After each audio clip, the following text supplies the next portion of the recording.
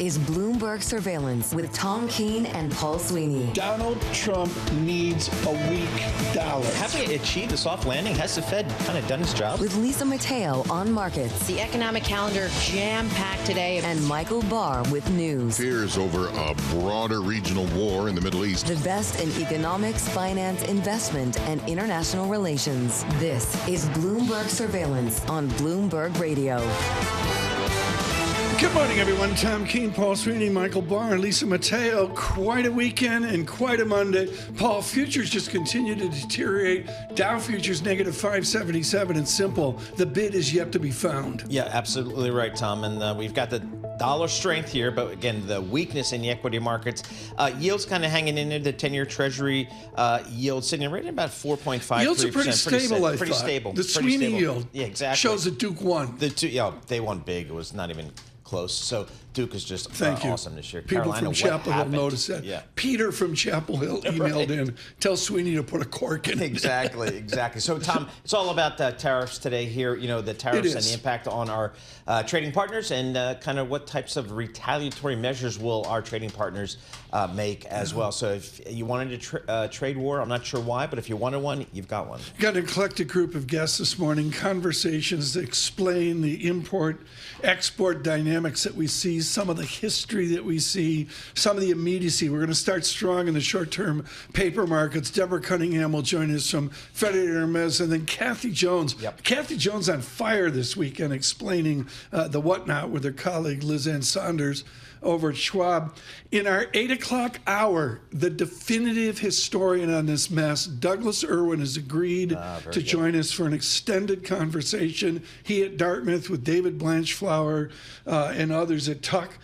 Thrilled that Professor Irwin could join us. And Damian Sassower, you know, you make light of Damian. Sure. I mean, I think he's bet the house in the Super Bowl. Yep. But he's expert on the litmus paper of this global system this morning, the foreign exchange market. Bloomberg Surveillance this morning, we're brought to you by BAM Mutual. Paul knows BAM Mutual. They insure municipal bonds that finance essential infrastructure and provide guaranteed income to improve any portfolio. Learn more about municipal bond credit quality. Visit bambonds.com. I need to spell that on a Monday. BAMBONDS, bambonds.com. We thank BAM for recent attendance by Paul Sweeney and Alex Steele downtown. Love those folks down there. I mean, the breakfast was like fantastic. AAA insured breakfast. Yes, something exactly like that. Right. Something like that. Futures at negative 88. From the Interactive Broker Studios, your first Bloomberg Business Flash of the week. Lisa Mateo. Yeah, President Trump's tariffs really rattling the market. So we'll start with futures right now. We have NASDAQ futures down more than 1.5%, 378 points. Dow futures down more than 1%, 580 points, and S&P futures down 1.5, 91 points. Now we take a global look too. You have the Stock 600 right now down more than 1%. The CAC in Paris down 1.5%. FTSE in London down 1%. Then we go to the yield space. We have the 2-year yield 4.26%. That's up 6 basis points, but the 10-year yield 4.53%, and that is little change. To currencies, a gauge of the dollar hit its highest level more than 10 years. We have the Bloomberg Dollar Spot Index up about 0.7%. The Canadian dollar dropped to the weakest since 2003. The peso sliding. The euro even fell more than 1% because Trump said the EU is next on his tariff list. We go to Bitcoin. Investors kind of dumping those riskier assets like cryptocurrencies. You know, Bitcoin down nearly 2%, just above 95,000. And then Bitcoin buyer MicroStrategy down 5%. Coinbase down 5%. Then we take you over to the auto stocks really taking a hit. Wolf Research actually said the average price of a new car in the U.S. is seen as climbing about $3,000. So we go to GM down 7%, Ford down 4%, Tesla down 2%, and even global auto stocks like Volkswagen down about 5% in Germany, Stellantis down about 6%, Toyota down 5% in Japan. But we'll have more on the other tariff-exposed stocks coming up in just a bit. That is your Bloomberg Business Flash. Paul and Tom. Lisa, thanks so much. Just do that again. That was outstanding. What a great summary there. And I think the parlor game of figuring out what the average car is going to cost more. Paul, what's a Vespa going to do? I mean, you're going to pop $500 on I the don't know. Vespa? My Vespa's, it's on the back patio waiting for warmer weather. It's waiting for Yes, charged and ready to go. Charged and ready to go. Speaking of charged and ready to go, Deborah Cunningham joins us right now, CIO, Global Liquidity Tariffs Division at Federated Hermes. We're thrilled that Debbie Cunningham could get us started this morning. Debbie, what do the tea leaves say on trust in the system? What is the interior commercial paper repo out to the 2-year Sweeney yield? What does it suggest this morning?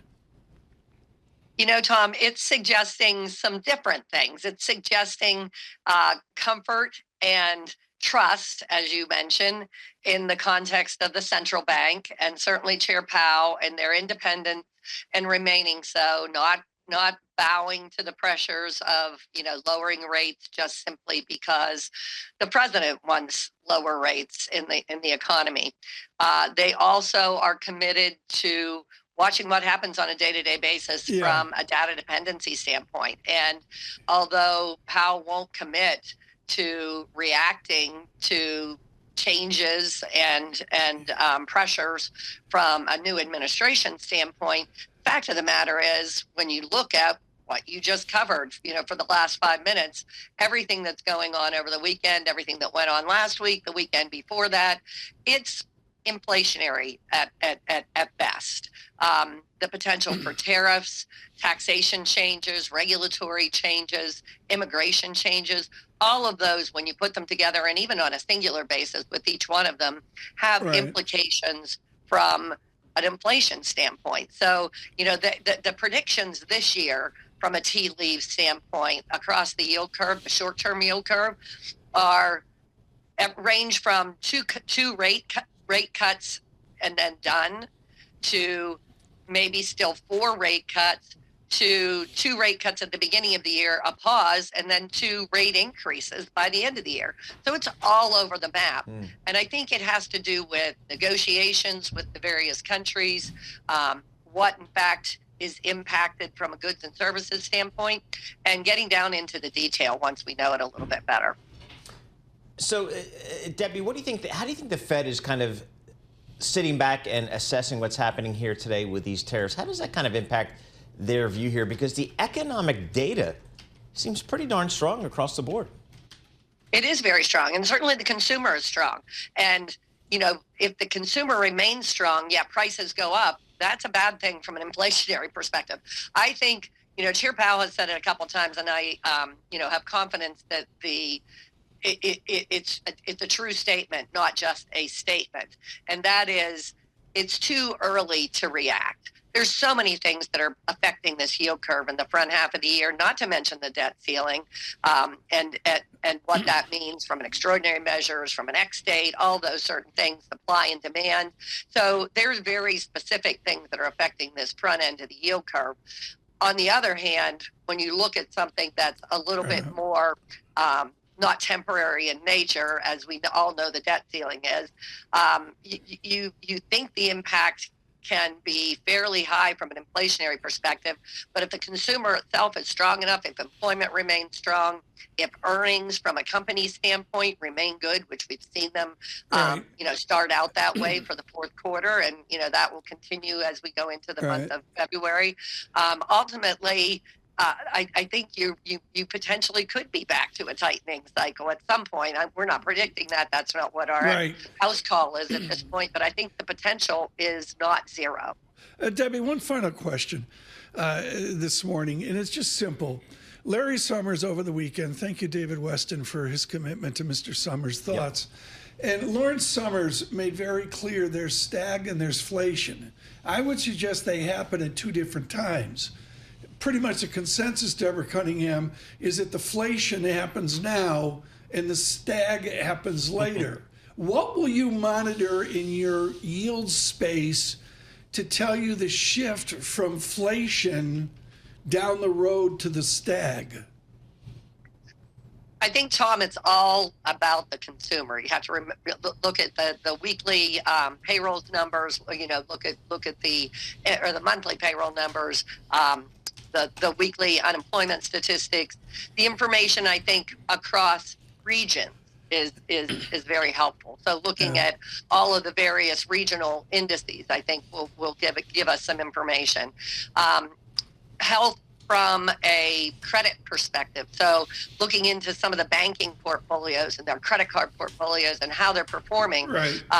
And all of that, I think, gives us a better picture of the consumer, which I believe will continue to drive this economy. It's not the only factor, but I think it's the biggest factor. And if you see that slow down, if you see that start to take a pause, or specific sections really not contributing, to their part, that's a big red flag. Debbie, thank you so much. Debbie Cunningham with Federated Hermes. On fire this weekend with some important notes. Kathy Jones joins us, Chief Investment Strategist for fixed income, but much more at Charles Schwab as well. Kathy, I thought Liz Ann Saunders was brilliant this weekend, your colleague, where she said, we're all looking at imports. Avocados from Mexico. Kathy Jones has guac. 3 or 4 a day. Yeah, sure. Lisa's got a 5-gallon container of guac for the Super Bowl. But as Liz Ann says, Kathy, it's also about exports. Do you look for a slowing economy after the inflation soiree?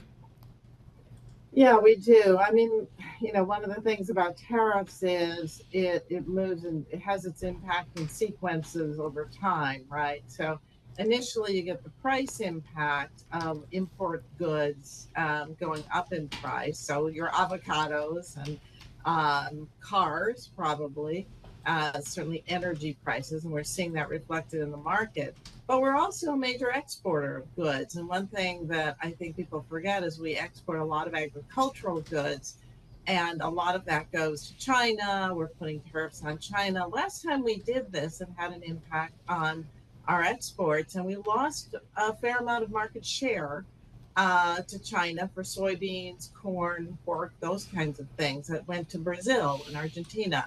And we have to pay attention to that because, when we lose those exports, it worsens the trade deficit, doesn't improve the trade deficit, and it slows economic growth. So if you're in the farming community right now, you've experienced this. Now, they got subsidies last time, but this is not a good dynamic because you permanently become an unreliable supplier. And your buyers go elsewhere. The subsidies, Paul, is a huge deal. Like, we had tariffs last time, but we basically wrote a check to the American farmer right. Is a simplistic statement. And the farmers are concerned here. We heard that from Deere. Yeah. Kathy, talk to us about just in a world where you have, I guess, these tariffs taking effect tomorrow, there is some inflation concerns stemming from these tariffs, in addition to maybe changes in immigration policy. How do you account for that in the fixed income market?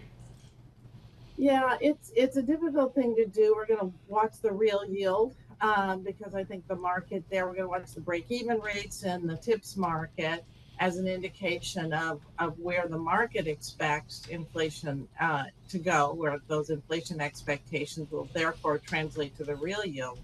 And we're seeing a little bit in the slope of the yield curve too. So what we're seeing is short-term rates edging up on the expectation that, look, the Fed can't cut rates when we have this inflation impact. But long-term rates are kind of flat, maybe edging down a little bit on the growth expectations. So we're going to have to pay attention to where it's showing up in the market, but the shift in the yield curve would be where I would be looking. In terms of credit risk, do you want to take credit risk in this type of uncertain environment? Again, inflation concerns may be just kind of off to the side here and ready to rear their head here. What type of credit risk do you want to take? Yeah, the trouble is that the credit spreads are very, very narrow, very low, and it doesn't give you much room to maneuver. And so we wouldn't be looking at taking credit risks to the extent that the stock market is selling off, and this has an impact on some industries. I would say that, I would not be taking a lot of credit risk now. I'd be pretty cautious. Kathy, let's leave it there. I got some shaky audio this morning. We'll let you get back to writing important notes. Kathy Jones, Chief Investment Strategist at Charles Schwab this morning. We now go to surveillance guacamole expert Lisa Mateo. I mean, Lisa, I'm looking here at the substitutes for avocado. I would suggest as a complete amateur, there is no substitute for avocado. There it is. Mashed banana. Nope. Hummus. Nope. Nut butter. Well, how do you pronounce it? Chia, C-H-I-A? Oh, chia. Chia. Chia seeds. Greek, I can pronounce Greek. Greek yogurt. Greek yogurt, yes. How about yes. silken tofu? No. I'm How not about a just fan. some salsa? But- If you're not going guac, can you not just go salsa? Well, you know what it is. But Sometimes that's the tomatoes. Oh, there you go. All right. Then you can't go either way. But sometimes you use it for 60%. different things. Yeah. 60% of our fresh fruit, our fresh vegetables Yes. rather, come from Mexico. Yes. Bar didn't know this because Michael hasn't had fresh Fresh fruit- vegetables no, in his house since Nixon was president. Yeah, I just don't eat vegetables. It's like, They skip that right there. Yeah. But you can use it. You can on my sandwich now instead of avocado, you do the hummus. See, like how you you're just said. killing And the me. tuna fish instead of See the avocado, you enthusiasm? use See the Greek enthusiasm? yogurt. I know. She could be press secretary for the president. Folks, forget the avocado. Hummus. The is last well. household you want to be at the Super Bowl is the Mateo household, I think, because there's no fun stuff there. But we're having guac. You're having guac. Oh, you are having guac. We have Okay, to good. have guac. Bloomberg has a huge Canadian operation. Yep. Good morning to all of them working like 24/7 overnight. And I tuned into the Toronto Globe and Mail, and it was really interesting to see the fury there. I know we have coming up Lisa talking about Canadians' responses to all this is a little delicate. Some of the hockey games and Yeah, we'll have that coming up. Yep. Again, Doug Irwin with us in 1 hour. I can't say enough the honor of, he wrote the definitive history on fair trade 20, almost 30 years ago, and we're thrilled he's taking time from early class at Dartmouth to be with us today. Douglas Irwin with us in the 8 o'clock hour. Futures just simply deteriorate. The Dow negative 600 points. The S&P futures negative 94 points. With our news in New York City, Michael Barr. Thank you very much, Tom, Paul, Lisa. President Donald Trump says Americans could feel some pain from the emerging trade war triggered by his tariffs against Canada, Mexico, and China. Canada's been very abusive of the United States for many years. Both Canada and Mexico have pledged to retaliate if Trump follows through on his threats. Staffers of the U.S. Agency for International Development were instructed to stay out of the agency's Washington headquarters today. That's according to a notice distributed to them after billionaire Elon Musk announced President Trump had agreed with him to shut the agency. Musk says he's handing the U.S. Agency for International Development as a standalone agency and fold what's left of it into the State Department, and he seems to have Donald Trump's blessing for the move. I think he's doing a great job. He's a smart guy, very smart, and he's very much into cutting the budget of our federal government. Musk posted on X, USAID is a criminal organization, time for it to die. The staffers of the U.S. Agency for International Development were instructed to stay out of the agency's Washington headquarters today. Musk's Doge teams also spent the weekend gaining access to Treasury payment systems. That is a powerful tool that could be used to track and potentially limit government spending. John Tucker, Bloomberg Radio. John, thank you very much. Officials in the nation's capital say the remains of 55 of 67 victims of the midair collision have been recovered and identified. Colonel Francis Pera from the Army Corps of Engineers. Reuniting those lost in the tragic incident is really what keeps us all going. We've got teams that have been working this effort since the beginning, and we're committed to making this happen. They plan to begin lifting the wreckage from the Potomac River as early as this morning. Finally, Beyonce has won Album of the Year at the 67th Grammy Awards, delivering her the top honor of the show. Kendrick Lamar won Song and Record of the Year for Not Like Us. Chappell Roan was named Best New Artist. Global news 24 hours a day and whenever you want it with Bloomberg News Now. I'm Michael Barr, and this is Bloomberg. Tom, Paul, Lisa. Taylor was shut out. I don't know if she was shut out, but she looked great. Well, let's be honest here. Really? Yeah. Thank you for that reporting, Paul. I thought Sweeney. I thought there might have been a proposal from her football buddy. Football buddy? Yeah. Maybe at the Super Bowl. We'll Travis see. Kelce? Yeah. Oh, come on. They're not going to do. That's what I'm going hearing. to Disney World. Yes, exactly What would right. Iger pay for that? I know. Taylor, we're going to Disneyland. World to get engaged with Mickey Mouse. Best tweet of the day, always from Joseph Weisenthal. Yep. With Tracy LOA Oddlots. Quote, this is really not that much of a sell-off. I couldn't agree more. I just totally agree. We're out on the VIX to 19.71 on a percentage basis. The NASDAQ, 1.8%. Yep.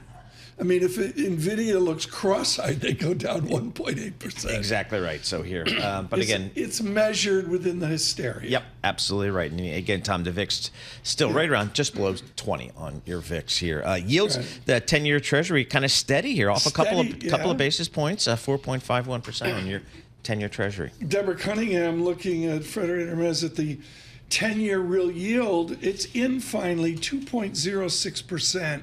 I needed to go under 2.00. This is a global Wall Street kind of statistic, folks. But the 10-year inflation-adjusted yield, there's different ones to look at, but to go from 220 now 2.06. Yep. And if I get a 199 there, that gets my attention. Thank you, Joe Weisenthal, for that important tweet. And I know, Tom, I know you're looking at Bitcoin. It's 95,000. Weren't we just at 105? I mean, this thing, you blink and this thing moves. I got stopped out. Exactly. I just stopped. And this thing trades over the weekend. That's what I still haven't gotten used to. I had a stop-loss order in on BitDog. Stay with us. Bloomberg Surveillance.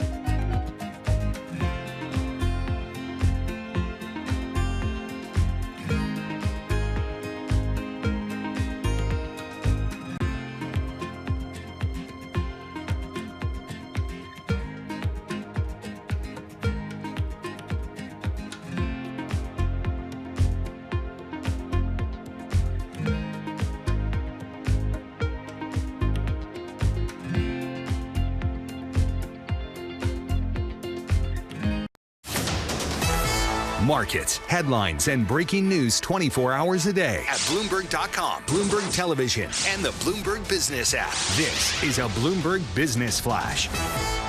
From the Bloomberg Interactive Broker Studio, I'm Lisa Mateo. Global stocks, equity futures falling. President Trump levied tariffs on Canada, Mexico, China. Those are set to take effect tomorrow. So right now we'll start with NASDAQ futures down more than 1.5%, 389 points. Same for S&P futures, down about 95. The Dow futures down more than 1%, 611 points. Taking a global look, we have the stock 600 down more than 1%. The DAX in Germany down more than 1.5%. Same for the CAC in Paris. The FTSE in London down more than 1%. To currencies, the Bloomberg Dollar Spot Index down about 0.6%. The Mexican peso down more than 1%. The Canadian dollar down nearly 1%. And we have the euro down nearly 1% right now as well at 102.63 against the dollar. Now, we talked about autos. Now some other tariff-exposed stocks. We go to tech stocks, whose actually supply chains run through China. Taiwan Semiconductor Manufacturing down 5% in Taiwan. You have ASML, ADRs down 2%. ARM Holdings, ADRs down 3%. Then you go to shares of Constellation Brands, the importer of Modelo Corona beers, down 5%. And finally, yes, Vancouver-based Lululemon shares down 3%. I did not know that. Yeah, workout gear could be subject to tariffs. We'll see what that That's is. unacceptable. I know. For on-demand news, 24 hours a day, subscribe to Bloomberg News now. That is your Bloomberg Business. I'm learning stuff every day. I know. Lululemon is a Canadian company. Vancouver, yes. Wow. I saw Big fan of Lululemon. The leader of British Columbia, I guess they're called Premier. It's not. I thought it was Ann Wilson from Heart, right? But it's not. He said they're going to be very specific. Seriously, the leader of British Columbia, they're going to be very specific in their retaliation against states that voted for the president of the United States. It's going to be. We're going to see this all in the coming hours. Sure. And I'd say 24 hours. The response is here. Right now, though, and she knows that Donna May's Diner is the diner in Windsor, Ontario. Kriti Gupta joins us off the platform in London. She spent the early morning monitoring the tariff story, but far more, its linkage into stocks. Critty, I guess it's normal, as Joe Weisenthal just said. S&P down 1.6%, but Stellantis Chrysler down 5%. Ford down, I think, 4-ish%. GM the same. I mean, there is a stock reaction, isn't there? There absolutely is a stock reaction. You mentioned Ford and Stellantis, GM as well down. GM 7%. Yep. Yeah, a whopping 7%. I think it was down 8 or 9% earlier in the session. So really taking a hit on the idea that all the manufacturing, or a good chunk of it at least, happens not only in Mexico, but in Canada as well. So that's just one sector. And you certainly saw it with the likes of Volkswagen, Mercedes-Benz here in London as well. You've got the drink makers. We talk a lot about the Modelo's. You just heard Lisa talking about it there in terms of the Constellation Brands hit. Well, Remy Cointreau took a really big hit here in the States. Diageo took a really big hit here in Europe as well. Tequila, yeah, absolutely. Not to mention the kind of hit you're getting from China as well. It's not just a Mexico-Canada story. All the luxury names in Europe are down today. Critty, so we've got tariffs that are going to be hitting our supposedly closest trading partners in Canada and Mexico, as well as China. What's the feeling? You're in London. What's the feeling in the UK? What's the feeling in Europe? Are you folks over there kind of bracing for maybe the U.S. tariffs will be coming towards the UK and the EU?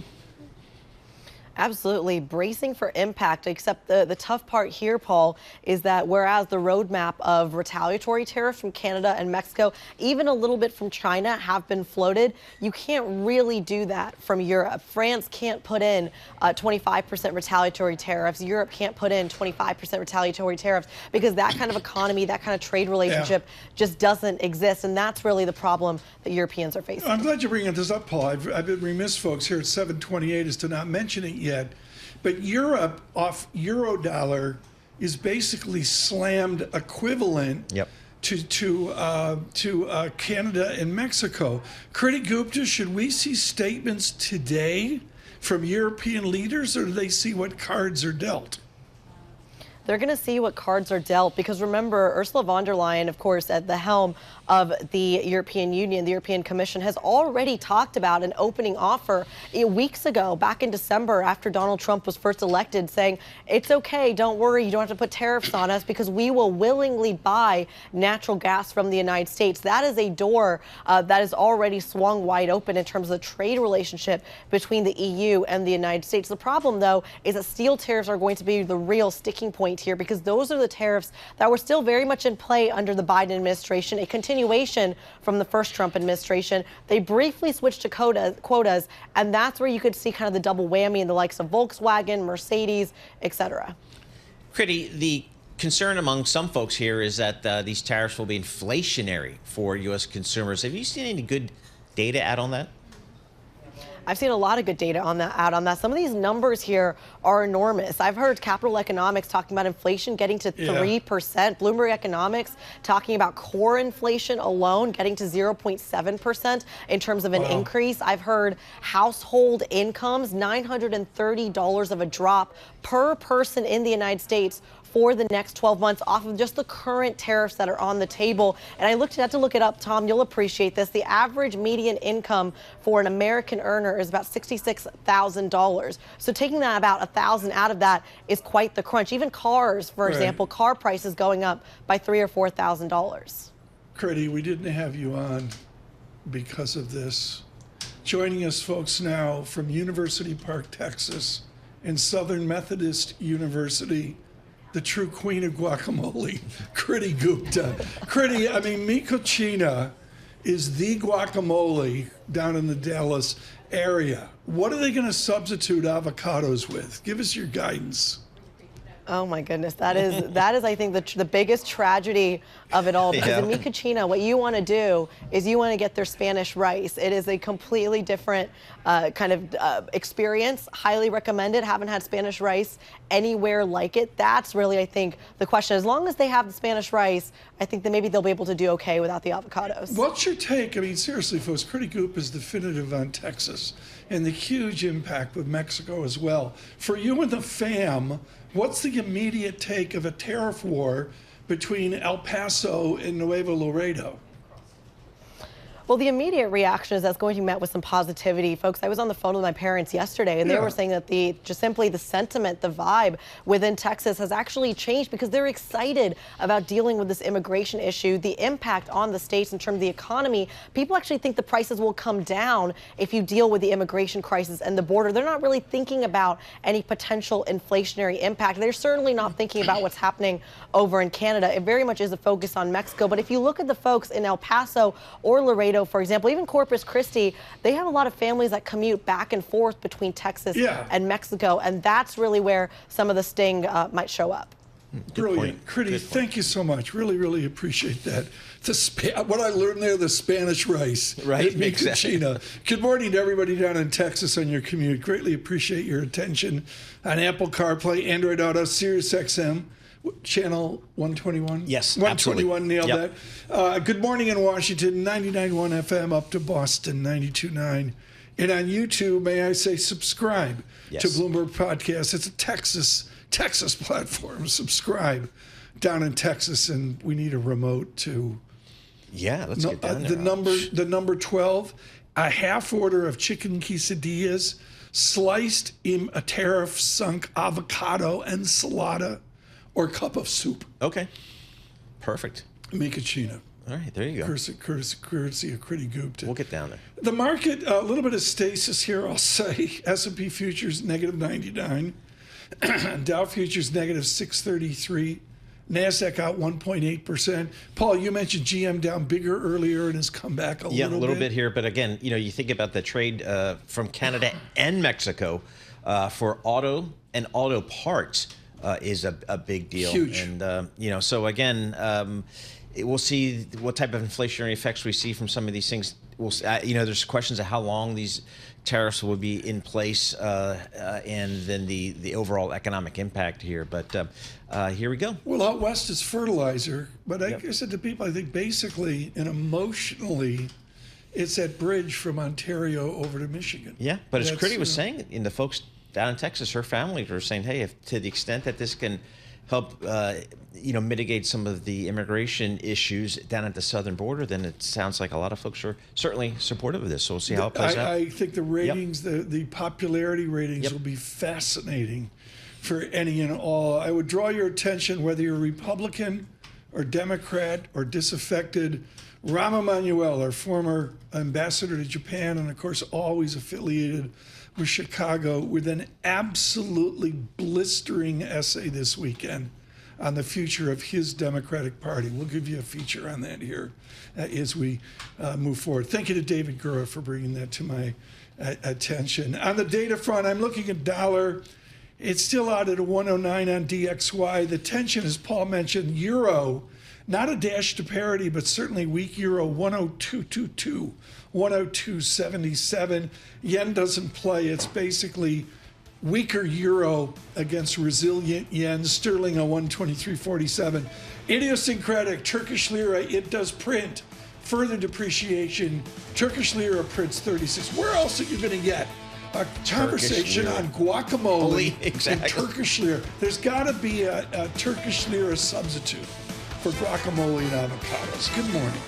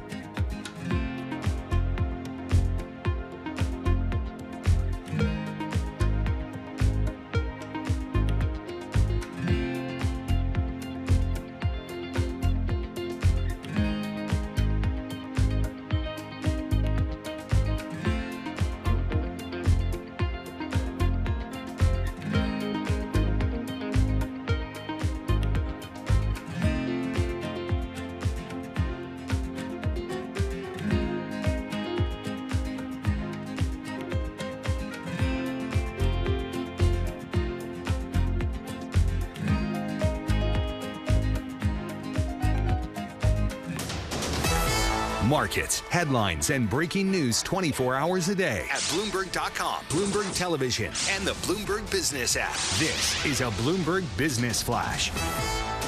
From the Bloomberg Interactive Broker Studio, I'm Lisa Mateo. The dollar soaring, the stocks falling, though, after President Trump's tariffs really rocked global markets. The levy set to take effect tomorrow. We'll start right here. NASDAQ futures down nearly 2%, 411 points. Dow futures down nearly 1.5%, 648 points. S&P futures down more than 1.5%, 101 points. Taking a global look, you have the stock 600 down more than 1%. The DAX in Germany down more than 1.5%. Same for the CAC in Paris, and even in London, it's the FTSE in London down more than 1%. One market doing pretty well from the start of a new trade war, that's oil. Want to point that out. Brent crude up is at $76 a barrel, up more than 1.5%. WTI crude $74 a barrel.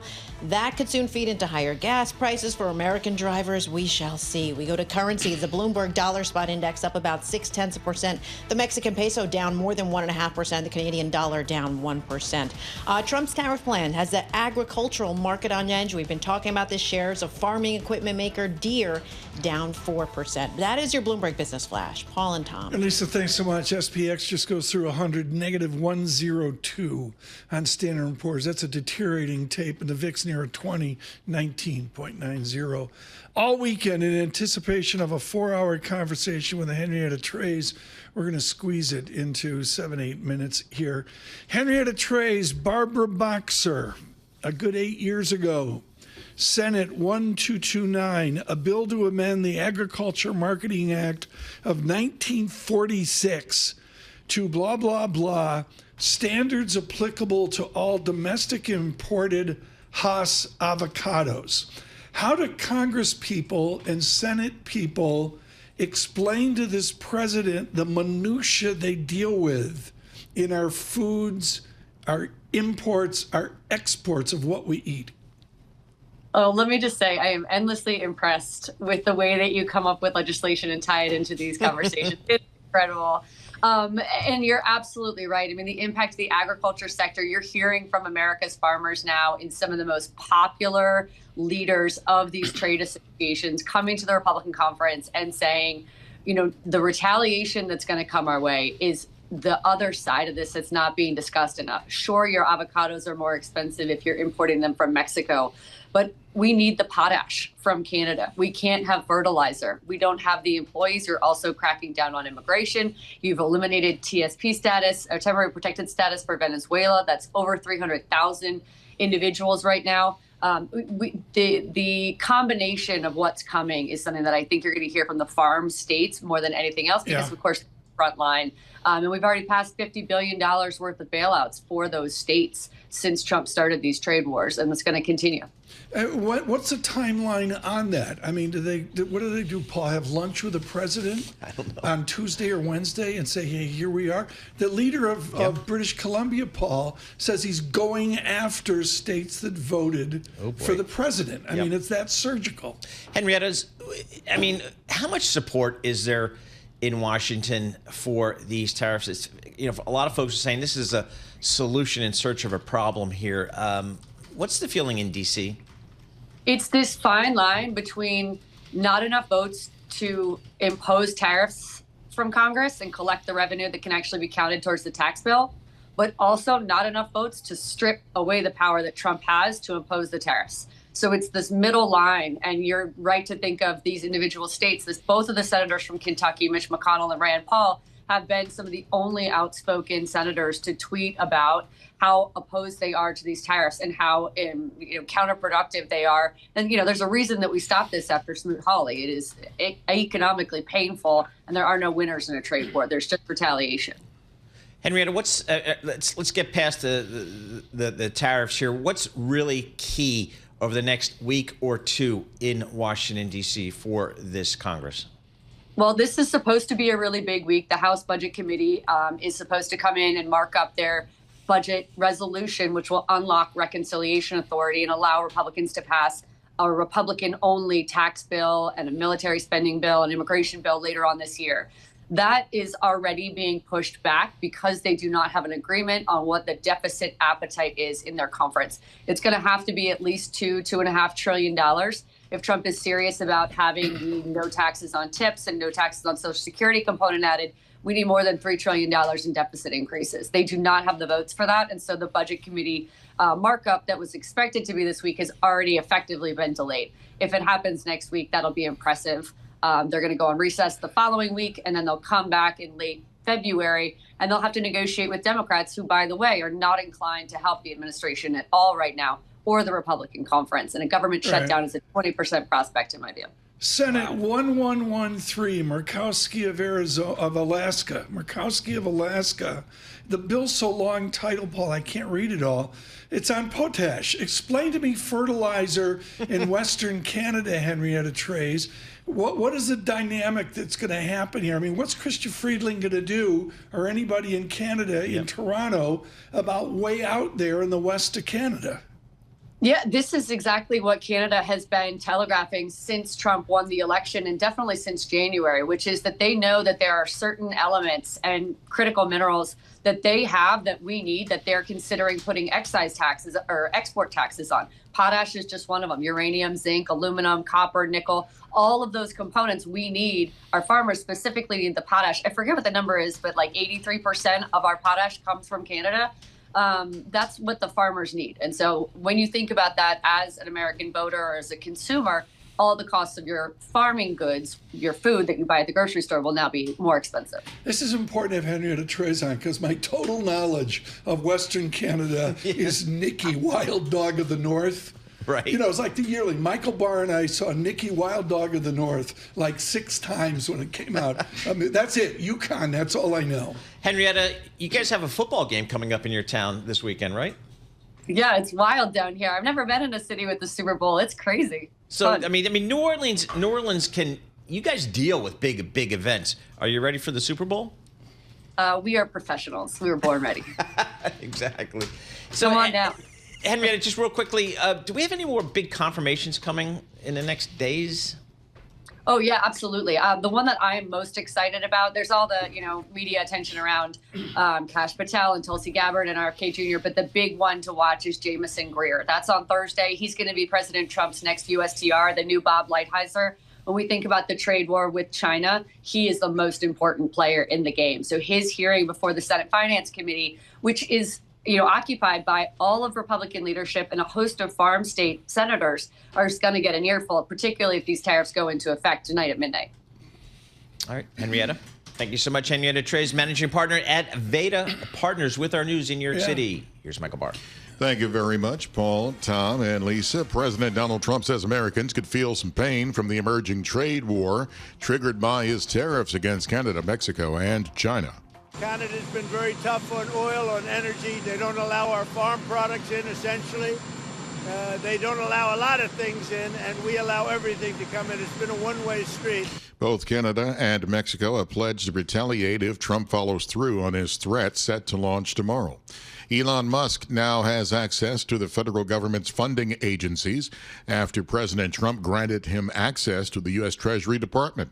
Musk speaking on the first Dogecast's Spaces event on X is going after congressionally approved programs with foreign assistance going through U.S. aid and his main focus. The reason for that, as opposed to simply, trying to do some minor house cleaning, is that as we dug into USAID, it became apparent that what we have here is not an apple with a worm in it, but we have actually just a bowl of worms. Musk went on to say USAID is a criminal organization. Authorities say they have recovered the remains of 55 of the 67 people killed in last week's plane crash in the nation's capital. John Donnelly of the Washington, D.C. Fire and EMS Department says they are committed to the dignified recovery of remains as they prepare to lift wreckage from the Potomac River as early as this morning. Donnelly also says he has spoken with the families. They are a strong group of families that are focused on getting their loved ones back, and I think that's the appropriate place to be at this point. And officials in Philadelphia have located the black box of the medical flight that crashed in a crowded city neighborhood Friday night. All 6 people on the plane killed, 1 person on the ground died.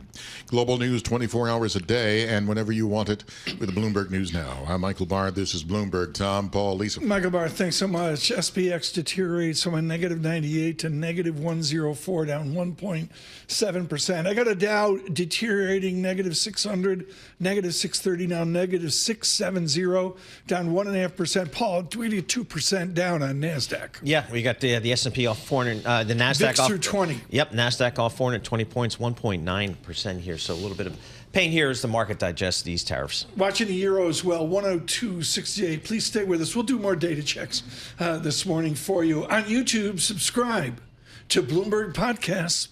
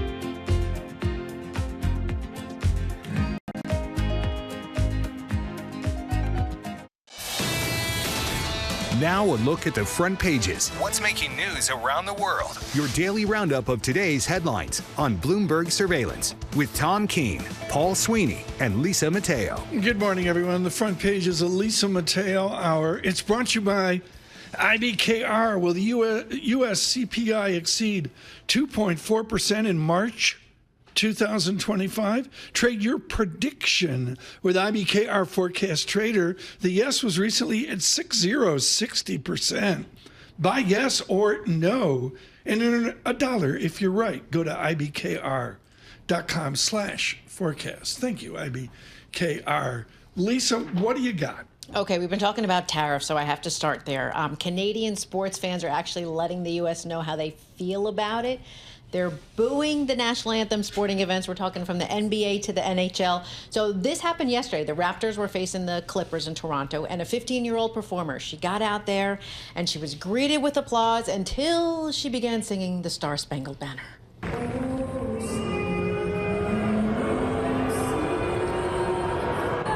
Yeah, they weren't too happy about it. Started booing. This is from actually an ABC affiliate. They pulled this down from a social media post, but it's just this growing trend. Like, it wasn't just that game. It was Saturday during the anthem before NHL. You had the games in Calgary, Ottawa too.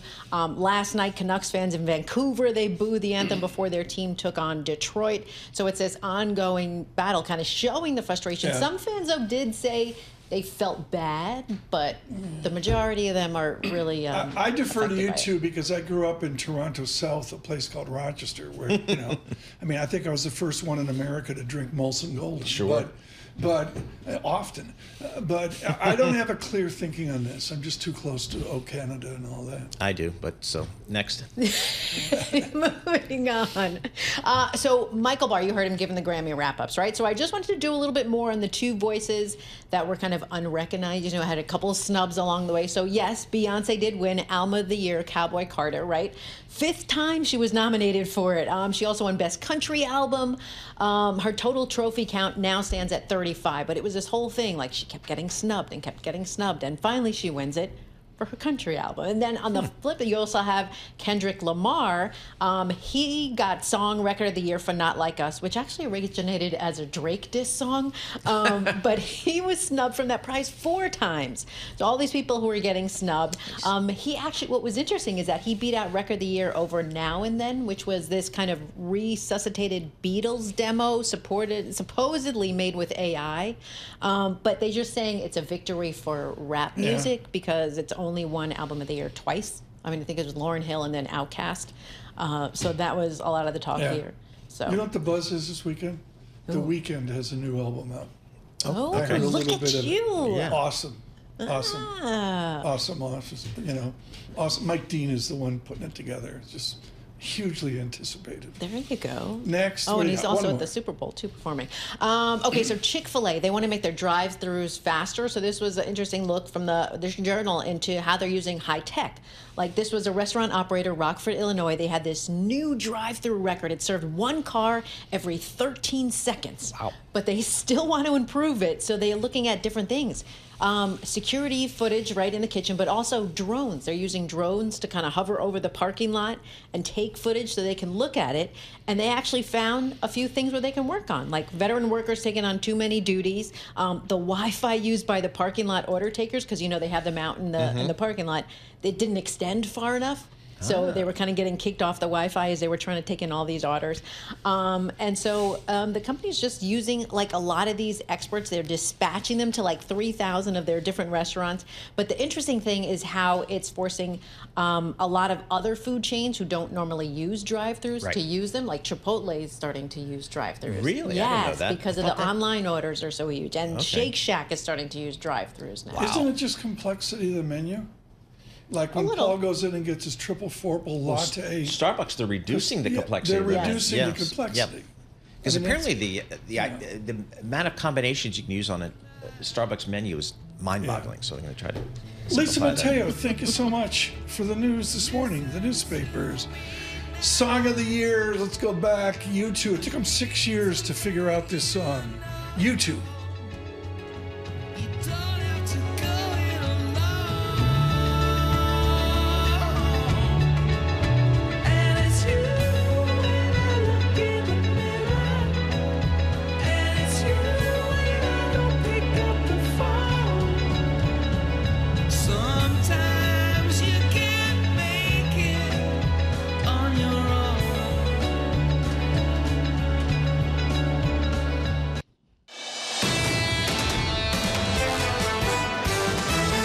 This is Bloomberg Surveillance with Tom Keene and Paul Sweeney. What do you say to people scared stiff in cash? We've got an administration, presumably, that will be pro-business, lower taxes. With Lisa Mateo on markets. AI affecting demand for cloud computing. And Michael Barr with news. The president is focused on geopolitics. The best in economics, finance, investment, and international relations. This is Bloomberg Surveillance on Bloomberg Radio. Good morning, everyone. Paul Sweeney, Tom Keene, Michael Barr, Lisa Mateo. We welcome all of you to Tariff Monday. In the last hour, guacamole avocados, a substitute for that, front and center.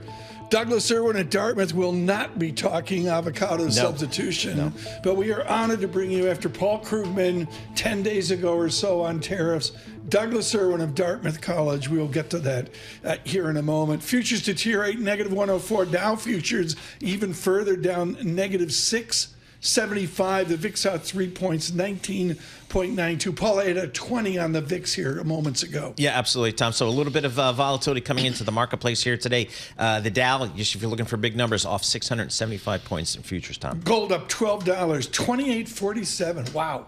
A dash to 3,000 on gold, that would be shocking. Well, I mean, it's just been amazing. I mean, it's Dennis Gartman who's been buying gold with his, yen, Japanese yen. He's been buying his gold. Yes, we'll have to see on that. From the Interactive Broker Studios, Lisa Mateo, our Bloomberg Business Flash. Yeah, and the tower is really rattling the market, so let's get right to it. We'll start with NASDAQ futures. Down nearly 2%, 418 points. We have Dow futures down 1.5%, 677 points. We have S&P futures down more than 1.5%, 104 points. So we take a global look. Now we go to the stock 600, down more than 1%. The DAX in Germany down nearly 2%. Same for the CAC in Paris. The FTSE in London down nearly 1.5%. We go to the yield space, the 2-year yield at 4.23%, up 3 basis points. Then you have the yield on the 10-year, 4.98%, and that's down 4 basis points. To currencies, the gauge of the dollar hit its highest level more than 2 years. The Bloomberg Dollar Spot Index up about 0.6%. You have the Canadian dollar, that dropped to the weakest since 2003. The peso slid as well, and even the euro fell more than 1% because Trump said the EU is next on his tariff list. We go to Bitcoin. Investors kind of dumping those riskier assets like cryptocurrencies. We have Bitcoin down more than 2% at just over over 94,000. And then you go to MicroStrategy, Bitcoin buyer down 7%, Coinbase down 6%.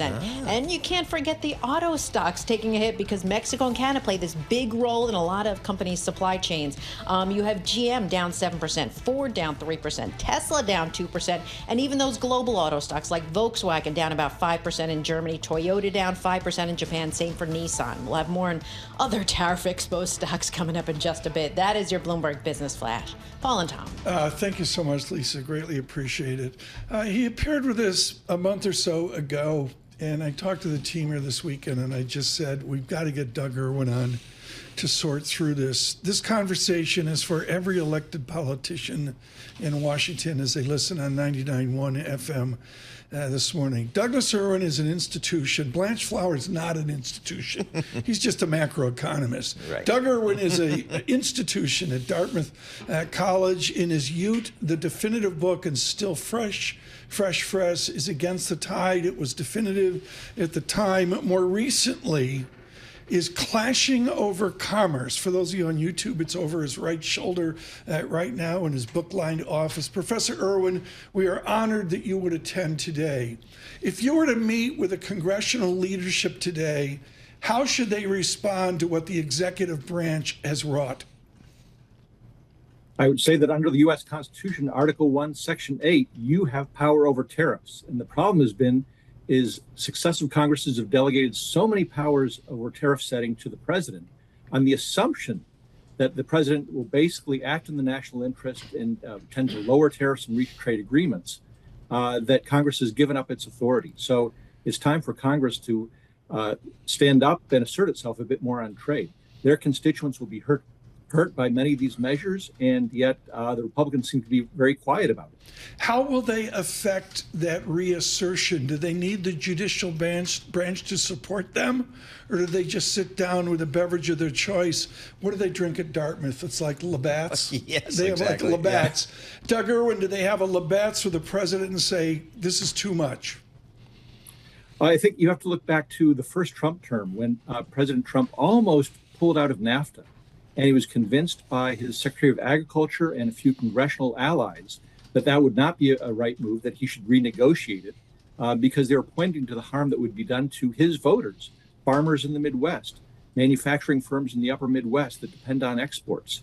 And so that sort of helped convince him in terms of a longer run solution of changing legislation to empower Congress more. That's sort of a long run solution to what is now a short-term crisis. Doug, how do we think about tariffs in a global, intertwined economy? It's not like the 1800s where we imported a relatively small number of goods. We exported a relatively small number of goods. In the global economy, the tariffs, how do they work? Yeah, you're right. It's actually very different than it was a century ago. A lot of trade a century ago was sort of in final goods or in very basic raw materials.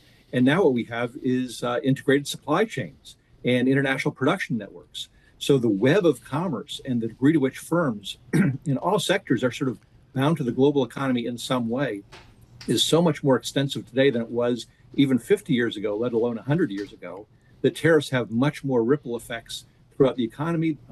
And these proposed tariffs will rip apart North American supply chains and be quite extensive in terms of the reach that they will have. Doug Irwin, you mentioned Frank Taussig, the giant at Harvard years ago. This is, folks, 100 years ago, writing on tariffs. To me, there's a whole mythology going on right now, whether it's a president's affair with Mr. McKinley from another time and place. We trot back, Lisa mentioned Smoot-Hawley this morning, or we go back to August of 1971 when the world turned upside down with Richard Nixon and gold. Which myth, Doug Irwin, is most wrong? Well, I'd say the myth that the U.S. economy grew in the late 19th century when we became an industrial power because of the tariff. There's a classic case of correlation not being causation. So there are a lot of reasons why the U.S. became an industrial power after the Civil War up until World War I. We had massive immigration. Not many people in the Trump administration mentioned that.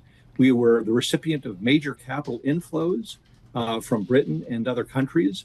We were adopting technology from then the technological leader, Britain. We were pretty much open to the world, except in trade. So we did have high tariffs, but they did promote manufacturing a bit. But if you look where the productivity growth was, it was in the service sector. It was railroads, and then later electrification and telecommunications. It wasn't just manufacturing and becoming rich because of the tariff walls. If you're just joining us this morning, I'm Bloomberg Surveillance, and thank you for joining Bloomberg. We continue with Douglas Irwin of Dartmouth College. Many good guests coming up, including Damian Sassower in foreign exchange, the Dow negative 591. To Irwin of Dartmouth, Paul Sweeney. Professor, talk to us about these tariffs in the context of they seem to be enacted by President Trump in response to non-economic issues per se, maybe whether it's the fentanyl coming into this country, whether it's immigration policy from our neighbors. Is that kind of the way tariffs should be used, typically are used? How do you think about that? Well, what's interesting about these is they haven't really been vetted by the Trump economic team. His U.S. trade representative is not in office yet. We've just had the confirmation of the Treasury Secretary, Commerce Secretary to come. So usually when countries impose tariffs, and usually when the U.S. has done this in the past, there's an interagency process where you deliberate and you figure out what is the best case and how can we make these work. And I think these are a little bit in advance of those advanced discussions within the administration. So I think you get this hodgepodge of reasons why we're doing this. It could be the fentanyl flows or the migrants, but we also hear still about the trade deficit. I mean, when President Trump makes these statements, comes back to the imbalanced trade. And he's actually ordered a review on that. But it's very hard for other countries to negotiate, and there are 10 different things that are being flung at you at what in terms of what you're doing wrong. Doug Irwin, honored to have you here for breaking news. This is from Doug Ford. He is a premier of Ontario. He's basically, Ontario stretches from just north of Hanover, New Hampshire, all the way over to Carleton College in Minnesota.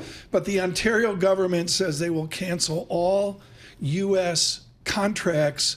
And what's important is this is, quote, "We're going one step further. We'll be ripping up the province's contract with Starlink." And of course, that has to do with Elon Musk and all that. Doug Ford, service sector hasn't been talked about much.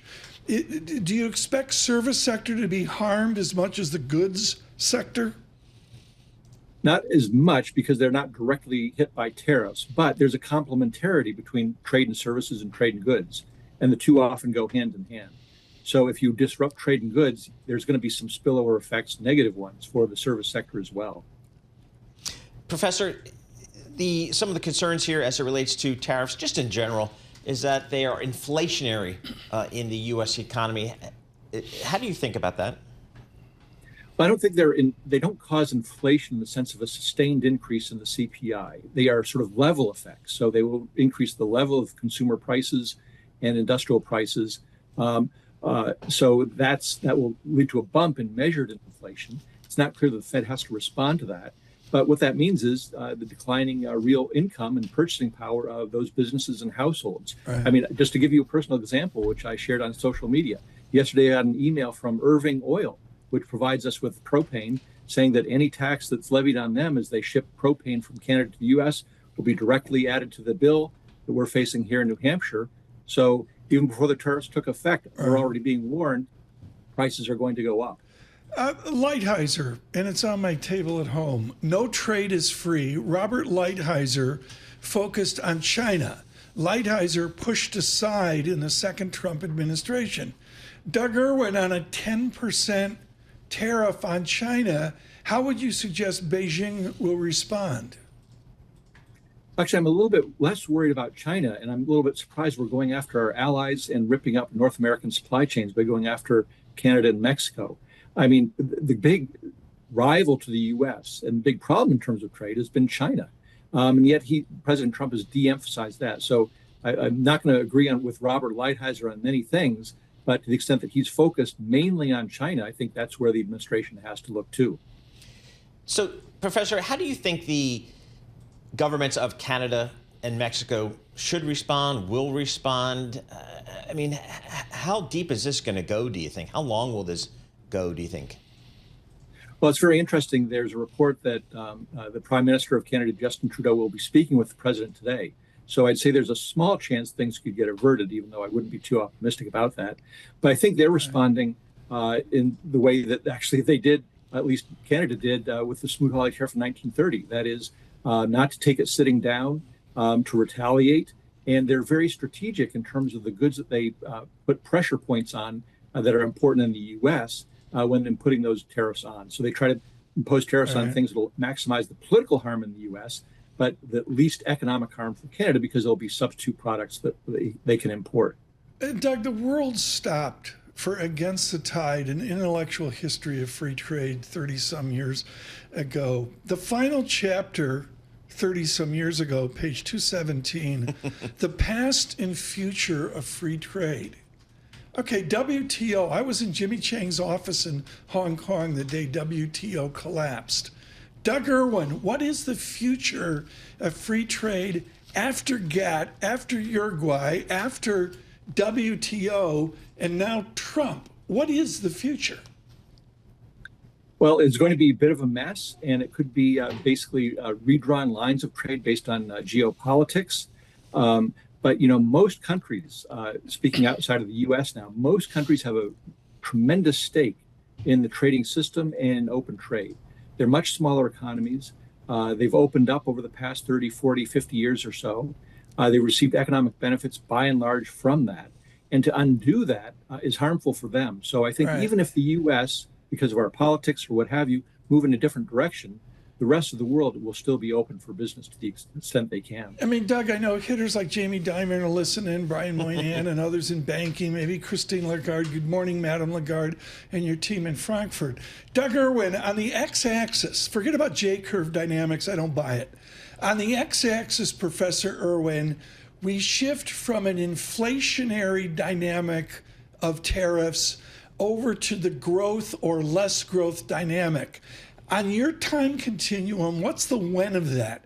When do we shift from a study of inflation higher to growth slower? Well, there have been a lot of independent forecasts of these Trump tariffs from the Tax Foundation, from the Peterson Institute for International Economics, and from other entities. And none of them have any positive effects. It's always negative. And the question is, given the scenario, how negative you go? You shave 0.2, 0.3, 0.4% off of GDP. Those are sort of where the numbers are coming in. And those will come in fairly quickly. If we actually see the tariffs go into effect on Tuesday, we'll probably see, certainly by the second or third quarter, somewhat slower growth. Now, once again, that doesn't mean it's pushing us into recession, but it just means that after a year or two, our real GDP will be lower than it otherwise would have been. I got one final question, Doug. You're sort of up in, the edge of Canada. Yeah. Hanover's really I don't know. I mean, it's on a Connecticut river, and it's sort of like New York North. I don't know. Those are hardy people up there. They're hardy. Yeah, it's a Dartmouth bubble. Yes. What are you telling somebody over a cup of coffee this morning, Doug Irwin, in Victoriaville, Quebec? You're at a diner in Victoriaville. What are you telling them to do? What should Canada do? Canada was very savvy during the first Trump term. They made we talked about Congress. We opened our discussion with Congress. They realized that maybe the administration was not going to be very sympathetic, but members of Congress are, because they are much closer to how their constituents will be affected by this. And so they worked state legislatures, they worked on Capitol Hill, and tried to create an environment where it constrains the administration in terms of how much they can push things and what they can do. So there may not be much support for Canada in the White House, but there are other pressure points in the business community and in state and legislatures and elsewhere that they can try to contain the damage that will be done to them from these tariffs. Douglas Irwin, honored that you could attend. Go back to class, get the chalk in your hand, and teach the Okay, sheriffs. I won't tell Blanchflower what you said. Okay, don't tell him. He's probably down in Florida right now, distant from the tariffs. Doug Irwin, thank you so much. And to David Blanchflower, thank you so much for his support of all of Dartmouth economics. Futures up 3, little better tape. Stasis here in the last 20 minutes. The Dow negative 670 down to negative 555 now. A better tape. Irwin making for a better tape. With our news in New York City, Michael Barr. Thank you very much, Tom. Paul, Lisa. President Trump says he will speak with Canadian Prime Minister Justin Trudeau and Mexican officials today. This comes after the president signed an executive order that imposes steep new tariffs on goods from Mexico, Canada, and China. Canada responded hours later with retaliatory tariffs of its own, while Mexico's President Claudia Sheinbaum ordered retaliatory tariffs on a range of U.S. goods. Trump spoke to reporters at Joint Base Andrews, Maryland, Sunday night. We may have short-term a little pain, and people understand that, but long-term, the United States has been ripped off by virtually every country in the world. We have deficits with almost every country, not every country, but almost. Energy imported to the U.S. from Canada, including oil, natural gas, and electricity, would be taxed at 10% under Trump's tariffs. Elon Musk now has access to the federal government's funding agencies after President Trump granted the billionaire access to the U.S. Treasury Department. Musk, speaking on the first Dogecast, a Spaces event on X, is going after congressionally approved programs with foreign assistance. To be clear, in shutting down, which we're in the process of doing, shutting down USAID. Meanwhile, a U.S. aid notice instructs staffers not to go to agency headquarters today after Musk said President Trump agreed to shut it down.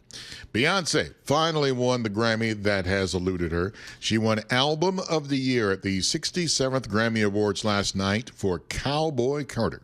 I just feel very full and very honored. It's been many, many years. Audio courtesy of CBS Recording Academy. Kendrick Lamar won Song and Record of the Year for Not Like Us, and Chappell Roan was named Best New Artist. Global news 24 hours a day and whenever you want it with Bloomberg News Now. I'm Michael Barr, and this is Bloomberg. Tom, Paul, Lisa. It is an agglomeration, a conurbation. The Detroit-Windsor region, 6 million people. If it was a separate entity, it would be the 8th largest city in America. We go to our Detroit-Windsor correspondent, Michael Barr. What's it like going across that Ambassador Bridge? Well, it used to be easy, and I'll let you in on a little secret. I spent a lot of time in Canada. My parents, they had a little cottage in Ontario in the Rondeau Bay area, and every weekend we would go fishing and this and that, whatever. So, I mean, that was an easy thing. Now, if we still had that cottage, I don't know what in the heck would happen. Post 9/11, did it become much more difficult to get across? Is that? Well, it started with that because then you had to have a passport. And then once COVID hit, they shut the border down. But I mean, come on, a domestic beer in Detroit is $6. The same beer in Windsor, Ontario is $4.75. Oh, that's worth a trip. That explains right there, a road trip. Look, that's love lots. Did you really go over and buy beer at the Canadian liquor stores? Ooh, is my no wife one's listening. Oh, okay. Heck yeah. You did. And you snuck it over the border. Yes, I did. It's more potent. You did. And I hear right now the gentleman, Mr. Ford from Ontario, is moving the U.S. products out of the Canadian liquor store. Thank you for that. A Detroit-Windsor agglomeration reporter, Michael Barr. Good morning.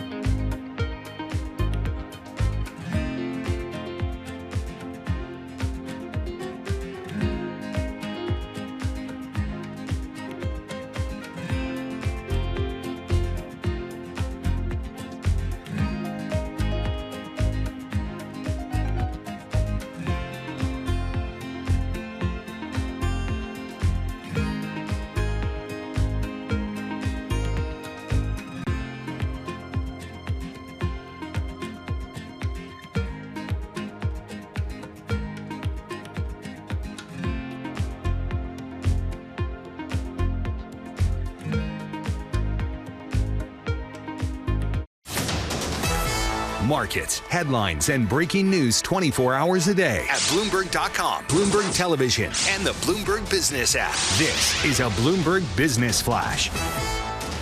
And this Bloomberg Business Flash brought to you by Oracle. Attention growing businesses. Oracle offering to cut your current cloud bill in half if you move to Oracle Cloud Infrastructure.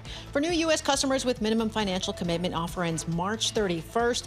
See if your company qualifies at oracle.com/Bloomberg. All right, we've got global stocks equity futures in the red. This is after President Trump levied those tariffs on Canada, Mexico, China, set to take effect tomorrow. We'll start with NASDAQ futures down more than 1.5%, 370 points. We have Dow futures down more than 1%. 582 points. S&P futures down more than 1.5%, 93 points. Taking a global look, the Stoxx 600 down more than 1%, with the DAX in Germany down more than 1.5%. Same for the CAC in Paris, and the FTSE in London down more than 1%.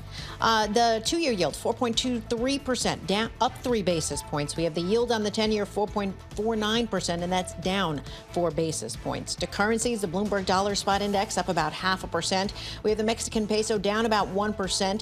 And the Canadian dollar down 0.6%. Moving on to the euro, down 0.8% at 102.72 against the dollar. We talked about autos. Now we want to move to some other tariff-exposed stocks like tech stocks whose supply chains run through China, like Taiwan Semiconductor Manufacturing, down 5% in Taiwan. You have ASML, their ADRs down 2%, and ARM Holdings, ADRs down 3%. The agriculture market also on edge. We have shares of farming equipment maker Deere down 2%. And yes, you heard the Ontario government now saying it's going to cancel its contract with Starlink. For on-demand news 24 hours a day, subscribe to Bloomberg News Now, wherever you get your podcasts. I'm Lisa Mateo. That is a Bloomberg Business Flash. Paul and Tom. Lisa, thanks so much. And we'll aggregate in all this news. On this Monday, the news flow is something coming out of Canada as they just... Paul, is it midnight tonight? Yes. Midnight Tuesday. Yes. Is when this clicks in. Yep. We're doing some important surveillance research right now. If I was to order a handle, is a 1.75 liter. The kids call that a handle. Oh, is that right? Okay. It's called a handle. Okay. They're not buying Bombay Sapphire Dry, though. No. It's like from Fresh Direct, it's $42. Yep. There's some others, $39. We say good morning, Canada. Sure. I did the conversion, and you take $62.99 and you divide it by 1.47, and it's a little more expensive, $43 in the Canadian, with the conversion. Yep. And then most importantly, and no, Paul, you've never done this. Nope. You've gone up to New Hampshire and bought your liquor there and snuck it back across the border. Yeah. Unlike Tony Crescenzi, you're not looking in the rearview mirror the whole way. It's clocking in. Are you kidding me? In New Hampshire, it's $32. Oh, that's definitely worth for the a trip. handle. Yeah. I mean, absolutely. That's they're doing it right. Good morning, Portsmouth Plaza, Portsmouth, New Hampshire. Not that I've ever been there. No, not at all. Joining us now after that incredible pricing, expert on short term and really expert on what PIMCO is thinking. Anthony Crescenzi joins us. Just definitive. Morning, Tom and Paul. Just thrilled to have you here. What is the weekend like at PIMCO? What are you, in a sum statement, saying in Newport Beach in New York about this moment? Lots of email traffic, lots of back and forth, lots of two-way opinions. I tried to weigh in with the optimistic opinion. PIMCO delivered a cyclical outlook, a one-year outlook a few weeks ago called Uncertainty is Certain. I tried to rename it. I wanted to say that there's more certainties in some areas. There's a lot of uncertainty regarding trade, that's for sure. But isn't there for a business more certainty about the trajectory on regulations and also for taxation? Those are things that matter. So if you look at the small business survey for the last month called the NFIB, you see their uncertainty index plunged because they're confident about some things that matter to them. So we have to take a broader perspective. One quick note, Tom and Paul, on this, like on regulations, for example. When Donald Trump took office in 2016, the Federal Register, a book of all rules and regulations of the U.S. government, was 96,000 pages. The first year plunged to 60,000. The estimate for 2024 is that it rose back over 100,000 pages. You can imagine that'll be trimmed massively. What does it mean? It means it could be disinflationary forces along with the inflationary forces that we're hearing a lot about, especially over the weekend, regarding tariffs. So think holistically, think about the entirety of the policies of the administration. I mean, brilliant. Paul, I'm fascinated to see what President Trump's polling is. How's he doing kind of thing in the coming weeks. So, Tony, that sounds like a scenario where perhaps in your world of fixed income, maybe you take some credit risk here. How do you guys think about that versus me just clipping my 4.25 2-year Treasury coupon? This is the bond market is a target-rich environment. There's much to do. There are yields between 5 and 7% for high-quality fixed income. By high quality, we mean what the rating agencies say are A-rated, BBB rated, and above. A BBB rated bond will have, for example, it's considered investment grade, a 0.13% default history per year. So you get 99.9% chance of getting your money back. So many, many different securities around the world, you can get yields between 5 and 7. And the starting yield on the U.S. Bloomberg aggregate explains for 94% correlation the return over a 5-year period. So whatever that number is, 5 and 7% today, that's going to be your return the next 5 years. So one final word on credit. It doesn't have to be corporate bonds. There's so much to do. As I said, it's target rich. Weeks ago, Mexico, Saudi Arabia issued bonds in U.S. dollars. Mexico, BBB rated to us and rating agencies, had a yield of 250 over treasuries, 2 net points more than U.S. treasuries. And so if you think, and it's dollar denominated, so you don't have to worry about the currency. If you think that the government of Mexico will pay you back, that's not a bad choice to make over BBB corporates, which are 100 basis points more than Treasury. So lots to do. Target-rich bonds are very attractive relative to history, expected inflation, and expected volatility. Very excited about the run-up in yield as well. This is a second bite at the apple, what we've seen in recent weeks. I was afraid that yields had fallen too fast. So, I mean, as Tom likes to talk about, I mean, this is, in your world now, you can just play for the yield. You don't have to be, like, really smart on price appreciation, but... The real exciting thing, Tom and Paul, is looking at forward short-term interest rates. The bond market is priced for the Fed to lower its policy rate to 4%, and then leave it there the rest of the decade. If you believe that the defensive properties of bonds have returned, meaning that bonds will rise when stock prices fall, then you're getting the defensive properties of fixed income for free the rest of the decade, in the sense that if something bad, anything bad happens that drives yields lower, you'll get a great benefit, a total return. So it's really total return time in the fixed income market. Think about the yield plus the potential for a drop in yield from here, and then rise in price. It could go the other way. We could talk about that, but we don't think so. The summation is, and I don't have it in front of me, but basically the last 10 years on a total return in bonds have been bloody. I mean, PIMCO was built on the great moderation and, adding alpha to that.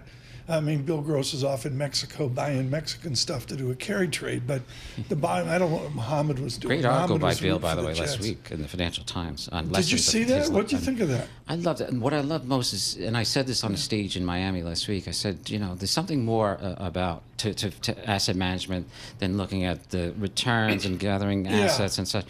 It affects millions of lives. I was in a place, it's a Catholic place, and it reminded me of going to Boys Town in Nebraska. And I saw a picture of Father Flanagan, famous from a movie from 1938 with Spencer Tracy. It reminded me of the importance of the work we do, because the work we do affects the work that other people do, whether it's a pension manager or building a company or a hospital. I went out there years ago. Mohammed and Bill were on good behavior, speaking terms. The best thing in this article in the FT on William Gross was the photograph.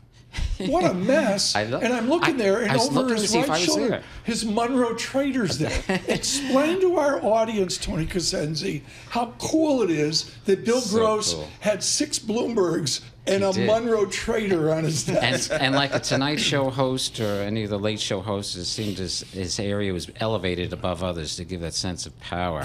I was looking in that photo to see if I was in it, because I know I was sitting behind him in that photo somewhere, and it's a little blurry, so I'm not sure it was me. So where's real quickly, Tony, the best opportunity here that you see that you guys are talking about these days? Simply do not need to reach, if we went in by asset sectors in the bond market, the most liquid expression of credit would be agency mortgage-backed securities yielding 140 over treasuries. But as I said, it's a time you can bosey the heck out of the bond market now, meaning take the big 1,500-page book, find lots of things to do. It's a really great time to be a fixed income active manager. Yeah. I mean, for a while, nobody wanted to talk to you at the cocktail parties because you had no interest rates. You had no carry. And lots of uncertainties. Just stay invested. All the history is on the equity market, the bond market. Stay invested. You missed the few best days, and you missed a giant portion of the return over time. Don't be a stranger. I'll talk Staten Island next time. Tony Cosenzi, thank you. Thanks so much for having me. So much. With the Pacific Investment Management company there. And again, the FT article on one William Gross. We say early good morning to Bill Gross out on the left coast as well. The tape improves. We are negative 100, negative 104 on SPX, now negative 93. Dow was negative 650, I think. We're now negative 578. NASDAQ negative 1.7%. Russell, Lori Calvasina's fault, negative 2%. The VIX did get to a 20 print, now 19.67. I like what Joe Weisenthal said. This is really not as bad as it could be. Stay with us for breaking news on Canada and Mexico. Bloomberg Surveillance.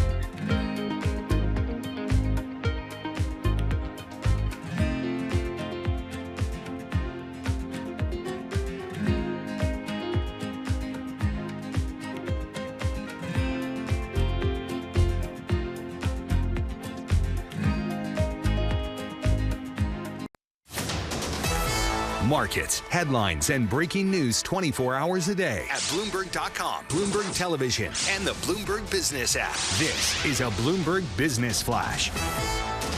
From the Bloomberg Interactive Broker Studio, I'm Lisa Mateo. We've got the dollar soaring, stocks falling. This is after President Trump's tariffs really rock global markets. The levies set to take effect tomorrow. We'll start with NASDAQ futures up more than 1.5%, 399 points. Dow futures up more than 1%, down more than 1%, 622 points. And S&P futures down more than 1.5%, 99 points. The global look, you have the stock 600 down 1%, the DAX in Germany down about 1.5%. Same for the CAC in Paris, the FTSE in London down 1%. So we go to the Bloomberg Dollar Spot Index, up about 0.7%. The Mexican peso down more than 1.5%. The Canadian dollar down nearly 1%. And we even go to the euro, down nearly 1% at 102.66 against the dollar. Right now, I had a check-in with commodities. We have Brent crude $77 a barrel, WTI crude $74 a barrel, and we have spot gold $2,809 an ounce. Now, we've been talking so much about tariffs, we have to get to earnings. Tyson Foods up 6%, raised its profit outlook. Stronger chicken profits actually offset the losses in its beef business. And then after the close, it's on to the Dan Ives' favorite, Palantir. And we can't forget, Mag 7 Mania continues this week. We have Alphabet tomorrow, Amazon on Thursday, and in the chip sector, Advanced Micro Devices tomorrow. Thank you. Along with Qualcomm and ARM Holdings. We forget about You're on all fire the today. Earnings. Wait, earnings. We have a read on manufacturing, PMI, S&P Global, reports on construction spending, and ISM manufacturing. All of this later this morning. Jobs Day Friday. Yes. Yeah. Lisa's on fire. It is. it's I mean, like, she's not going anywhere. She was thinking take some vacation days this week. People I think said, no, she's tanned and no. rested. Yeah, Did exactly. you see her daughter's batting cage out in the backyard? Yeah. Holy She's a player. mackerel. She's a player. She's a It's player. like, the ball's coming. I could never No, I'm not hitting that. do it. This is important. As we talked to Douglas Irwin of Dartmouth College here, and he really mentioned, where's the legislative branch? We continue with that on a gentleman from Harvard and now at Yale, Gautam Mukunda, joins us here. And I want to go back to your book, Indispensable, When Leaders Really Matter. Where is the indispensable leadership of Republicans and Democrats in Congress and the Senate, given this upset we have? Democrats have no idea what they should do, and Republicans have been broken to Trump's will at this point. We've seen just about everybody come in. Is there a historical precedent to the way, quote, Republicans have been broken, unquote? In the United States? It's hard to think of one. Even Franklin Roosevelt faced more domestic challenges. Yeah.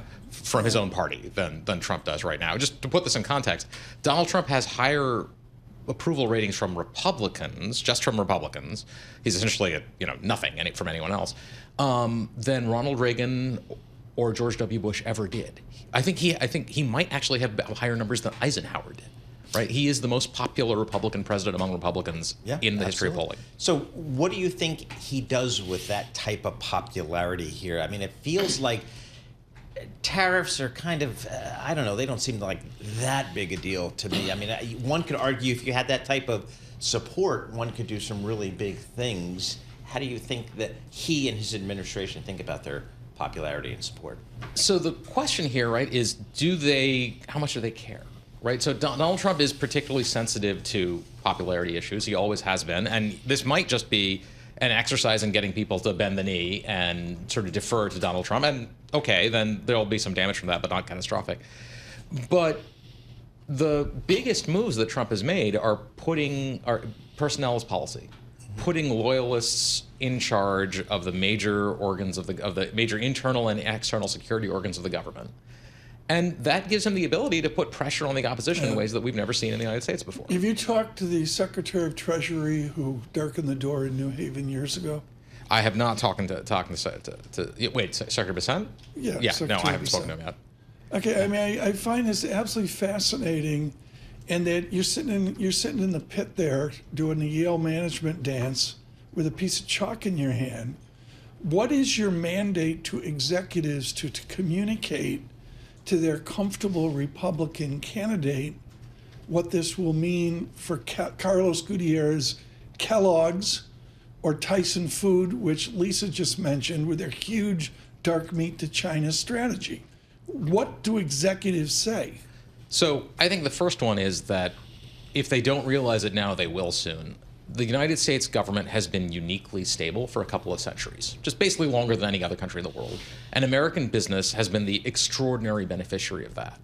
If that goes away, it will have consequences in ways that we cannot predict, but that are gargantuan. I'll just say as a general rule, it's when the things that you so deeply believe about the world that you don't even think about them turn out not to be true, that you have the biggest impact. And here is one where the basic underlying principle of everything in global economics and everything in global foreign policy has been the U.S. government kind of knows what it's doing.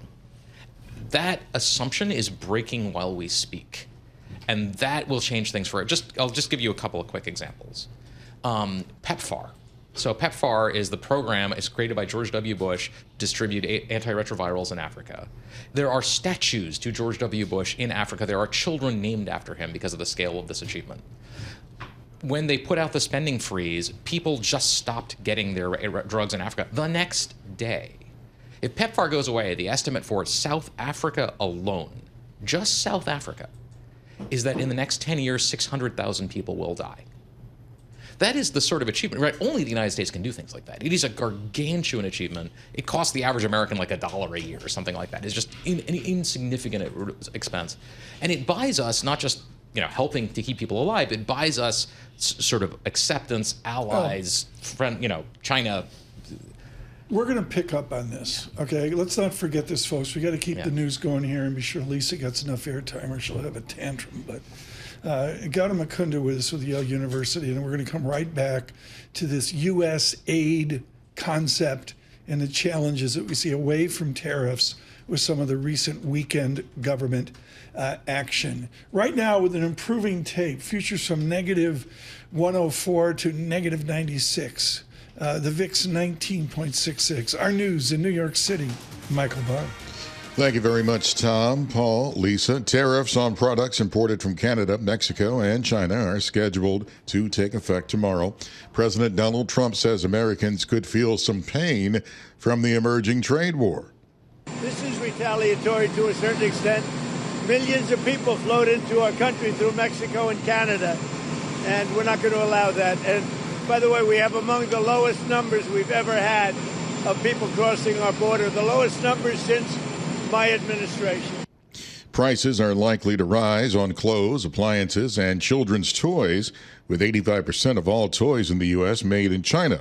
The CEO of the toy company Basic Fun says the price of a popular toy like a Tonka truck could go up from $30 now to $40 by Christmas. Meanwhile, Canada and Mexico promised swift retaliatory action with tariffs of its own against the U.S. Ontario's premier said his government is ending its contract with Starlink, the Elon Musk-controlled satellite company.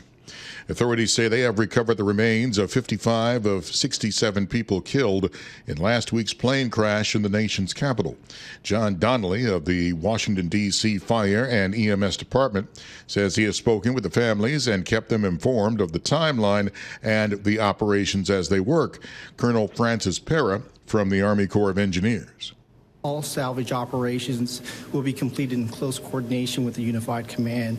All of our partners, just really to ensure strict adherence to our central priority that the dignified recovery of missing flight passengers and personnel take precedence. Portions of the aircraft will be taken to a hangar for further investigation.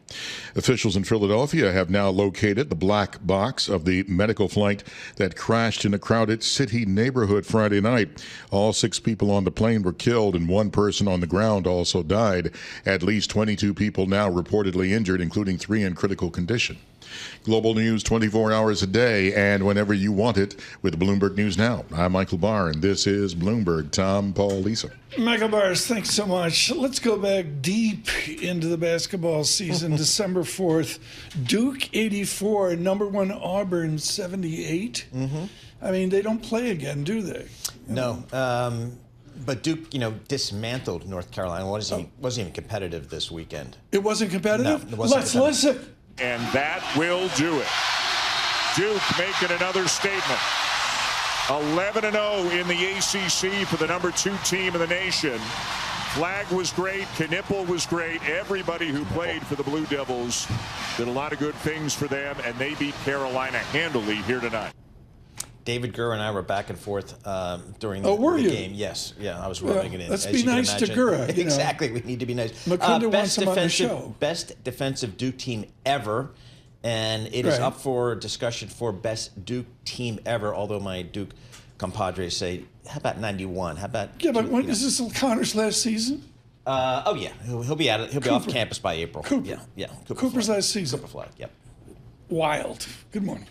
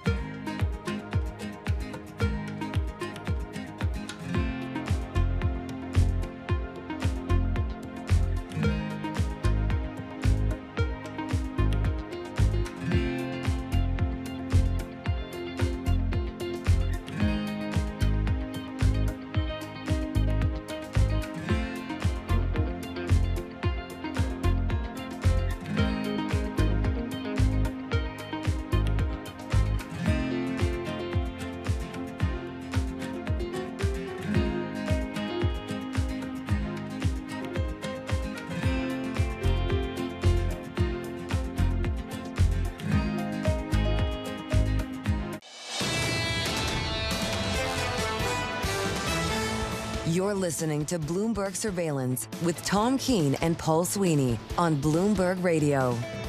Good morning, everyone. Gautam Mukunda with this Yale University. We're going to get right to it. We were talking about PEPFAR, which is a hugely successful HIV vaccine program in Africa, is one example of things drifting away here. President Trump has huge popularity numbers. I think there's going to be a lot of polls that agree with his speed, his thrust. But part of that is to say to CDC in Atlanta, they can't talk to the World Health Organization. Basically, the global medical system shuts down. What do you suggest the legislature, our Congress, could do about it, if anything? So Democrats have the ability to essentially bring the Senate to a halt by manipulating rules. Right. So deny unanimous consent on everything, force everybody to be in there. They can do a lot to be obstacles. Do you see that yet? No, not at all. Did you see Rahm Emanuel? He was on Morning Joe this morning. We're efforting Mr. Emanuel here on a blistering essay in the Post this weekend on his Democratic Party. It's quite astonishing. So not just in the legislature, Gretchen Whitmer has said she wants to cooperate and is out sort of selling the kids' version of her autobiography. Gretchen Whitmer has phenomenal political instincts, so I'm not going to say, well, that's crazy, but it's a surprising tack for her to take.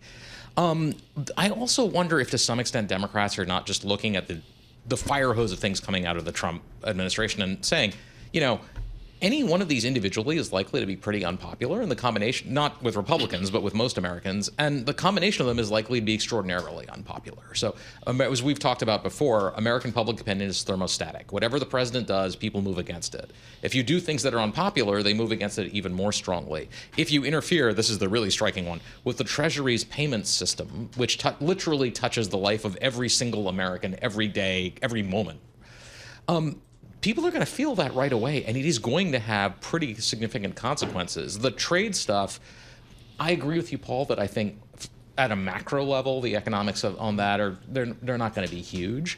But the individual people who are hurt by this are going to be hurt a lot, and they are going to scream really, really loudly. And that has political consequences that may be larger than the economic ones. Are you surprised that maybe we haven't, thank you, Ken, are you surprised that maybe we haven't had someone from the Democratic Party really established himself or herself as a contra voice to President Trump and his policies? I mean, the only person I kind of hear from is Schumer. But I mean, does the Democratic Party need a new voice, a new vision? It definitely does. The basic problem for the Democrats is not that they lost the 2024 election. That was baked into the inflation numbers. I don't see a scenario where they win that election. The basic problem for Democrats is they are not competitive in 25 states. Right, so it's almost impossible for them to take the Senate. They started a huge handicap, and that is about larger institutional, structural shifts in the party that are pretty severe. You can talk about any, like there are a million different explanations. My favorite one would be an activist class that essentially is educated at Ivy League schools like mine and talks only to themselves and does not have a sense of that. You can see Democrats who are likely to break out of that mold. I mentioned Gretchen Whitmer is a popular one. Two names that people don't talk enough about: Ruben Gallego and Seth Moulton. And I mentioned both of them because, they're both they both went to Harvard, but they're both Marines. They are not part of the activist community where we only talk to, they know how to talk to people who are out of that mold, and they're very good at it. We're out of time. This has been really informative on an emotional day. The tariffs clicking in here at midnight tonight. Mr. Ford of Toronto and Ontario out with blistering statements today, including walking away from Starlink. And Mr. Musk as well. Gautam Mukunda is with Yale University, and I'm sure we'll hear more from him. I put out on Twitter and LinkedIn the Rahm Emanuel essay, whether you're Republican or Democrat. It is really something to read about the Democrats in the kitchen table in the kitchen. We're doing Songs of the Year of the Grammys today. This is about William Joel, but what it's really about is how transfixed we were over a simple saxophone solo in 1977, the giant Phil Woods. Unspoken passion, although I might not seem to care. I don't want clever conversation, never want to work that hard. I just want someone that I can talk to. I want you just the way you are.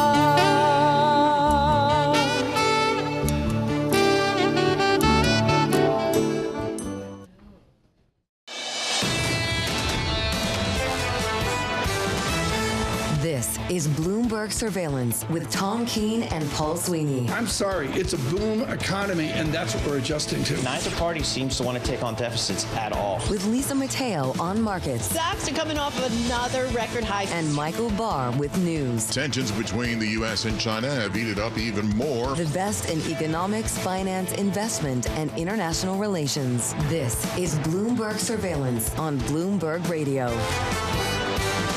Good morning, everyone. Tom Keene, Paul Sweeney, Michael Barr, Lisa Mateo. An important 9 o'clock hour on a Monday before tariffs on Mexico, Canada, and a 10% tariff across the board on China as well. We welcome all of you. Balance of Power, 12 noon today.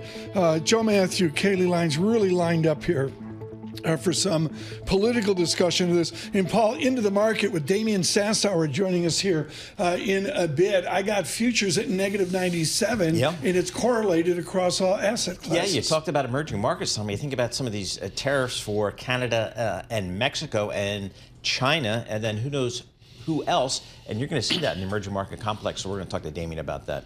Eric Balchunas, is he scheduled? Amtrak Acela is on time. That's yet to be confirmed. That could be with the tariffs between New York City and Philadelphia, exactly, right? On the cheesesteaks. We'll see if Mr. Balchunas can make it up from Philadelphia here today as well. I want to emphasize it's an improving tape ever so slightly. Sort of the path here is 4 a.m. ugly, 2 a.m. ugly. Then it got uglier. What do you think, Paul? 7 a.m.-ish? Yep. 7:30, ugliest. And we've come back a little bit. Joe Weisenthal, I thought, out with a brilliant tweet. You know what? It's really not as bad as a lot of people were predicting, but I got futures negative 97, down 1.6%. The VIX was out over 20, basically 15 to 20. Some angst there, but not Lehman panic. Let's get over that. 19.65 on the VIX. I look at the real yield, which, 2.06%, 2.06 in 5 basis points. Begins to show a little bit of global slowdown-ish, along with higher inflation-ish. Lots of ishiness going on today. Yeah, it's a Monday. It's a Monday. I guess that's what. Let's do this. She's been on fire this morning. She had 3 visits to Costco this weekend from the Interactive Broker Studios, the Bloomberg Business Flash. Guacamole Queen Lisa Mateo. Had to stock up on him. Good morning. Yeah, President Trump's tariffs really affecting the markets. In fact, Bloomberg Economics says the new levies may knock 1.2% off of U.S. GDP. Canada may fall into a recession. So let's start with NASDAQ futures. Down more than 1.5%, 387 points. Dow futures down nearly 1.5%, 639 points. And S&P futures down more than 1.5%, 99 points. Taking that global perspective, Stock 600 down more than 1%. We have the DAX in Germany down more than 1.5%. Same for the CAC in Paris. The FTSE in London down nearly 1.5%.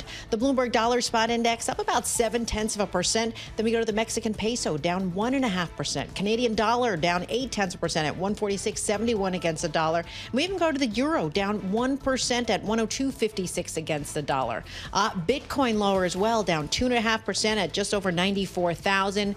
Bitcoin buyer MicroStrategy, look at them, down 7%. You go to Coinbase, down 6%. Tariffs also affecting the auto stocks. We've been talking about it. So you have GM down 7%, Ford down 4%, Tesla off about 3%. And then global auto stocks, Volkswagen, they're down about 5% in Germany. You have Toyota, Nissan down 5% in Japan. Now, if you plan on buying a new car, you better act fast. Wolf Research said the average price for one in the U.S. could climb by about $3,000. That is your Bloomberg Business Flash. Paul and Tom. Lisa, thanks so much. What an effort by our team to line you up with conversations to inform on this historic Monday into tariffs at midnight Tuesday. We had Douglas Irwin on from Dartmouth College, Damian Sassower to join us on foreign exchange here in a moment. But right now, it's a name you don't know, particularly in America, but he's definitive in Europe. Ludovic Subran, to say he's chief economist at Allianz, barely describes his study out of Sciences Po and École Nationale de Statistique. I can get it. I can't do it in French. No. In Paris. But Ludovic owns the summation response we're going to see to these tariffs. Ludovic, thank you so much for joining us this morning. What can be a coordinated response to the Trump tariffs, or as Bremer would say, every nation for themselves? Well, thank you for having me. I think it's a bit the way we feel about the Trump playbook right now. I think Christine Lagarde in a Financial Times article called for the right solution. Let's negotiate with Donald Trump. So I think the coordinated response is we should not try to go for tat, the Italian law, but we should negotiate. I think that's really the way forward. And for Europe, hopefully we negotiate as one, which is also not easy. How do you negotiate with someone who wants Greenland? and Panama and Canada. Look, I don't know. It's, as an economist, it's maybe the main reason why I'm pessimistic this year. Is I'm always very optimistic about economics being a construct, going through crises and resilience. But it's true that if you believe that force should replace negotiation, if you believe that protectionism should replace free trade, it's a much harder world out there. I think frictions are everywhere. It's inflationary. It's bad for business. How do you go with someone who has such turfy obsessions? I would say, at least for Europe, it's about making sure that the American people understand how inflationary it could be for some of the imported goods, because we still have a major surplus with the US. And again, you see the stocks reaction. So it's also about making sure we don't create a financial volatility out of thin air, right? So it's a bit about calling for rationality in the economic agents, which is always something that doesn't win easily, but in the long term should. So, Ludovic, how does Europe, generally or broadly defined, think about tariffs as an economic tool? Well, look, first, I think there was a wake-up call that came from America, from the first Trump presidency, where we have been naive when it comes to China. And I think there is now a bit more statecraft embedded in our policies. So Europe is now less mercantilist by construction, even though some countries like Germany do not like tariffs. The question is, how do you do when it is about your allies? And I think that's a bit what Europe needs to find now, this distance, this safety distance to the US, which in the past was more a question towards China. And so this beggar than neighbor policies was really looking east, not west. So Europe needs to find ways to negotiate, again, as one, and maybe think about ways to avoid retaliation. And as we've seen in the executive orders that President Trump passed, the fact that it is a self-fulfilling prophecy, especially if we try to meet the same level of tariffs. So I think Europe doesn't like tariffs. Europe wants to make sure America takes them seriously. But for that, they need to talk broader: energy, finance, other critical dependencies, not focus only on trade. I could just see you, Ludovic, at lunch today at La Tour d'Argent in Paris there. It's the kind of place that Ludovic slides into for lunch. It's absolutely extraordinary. Good morning to everybody on the river. And Ludovic, if you're having lunch at La Tour d'Argent, what are you telling people if euro breaks parity? What does that mean to the fancy people at La Tour d'Argent? It means they should buy euro because the euro will go back up.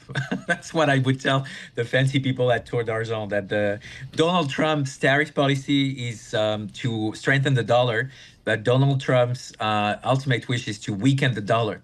To solve this paradox, I think you have to look at fundamentals.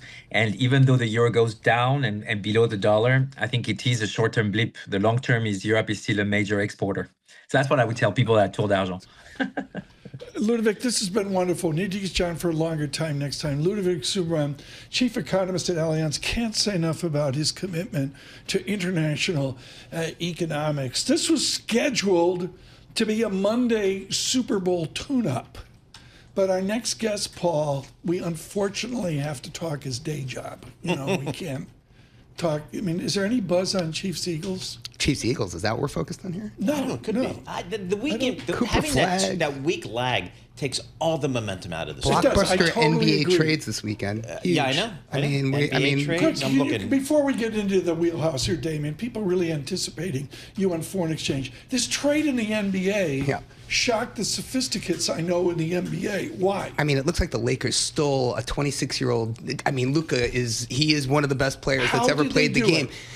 Well, my son actually, I have to tell you, he's a pretty smart kid. He actually made a convincing case. He goes, take a look at the starting five now for the Dallas Mavericks. I mean, they're as good as pretty much any top three team in the NBA right now at this moment. They're starting five. But I can never put money on that. I mean, but they gave away Luka and they did it for AD. AD moves to the four. Oh, so he's a power forward now. He doesn't have to play center anymore. I mean, it's just it looks like a win for both teams, I guess, in the near term. Last night.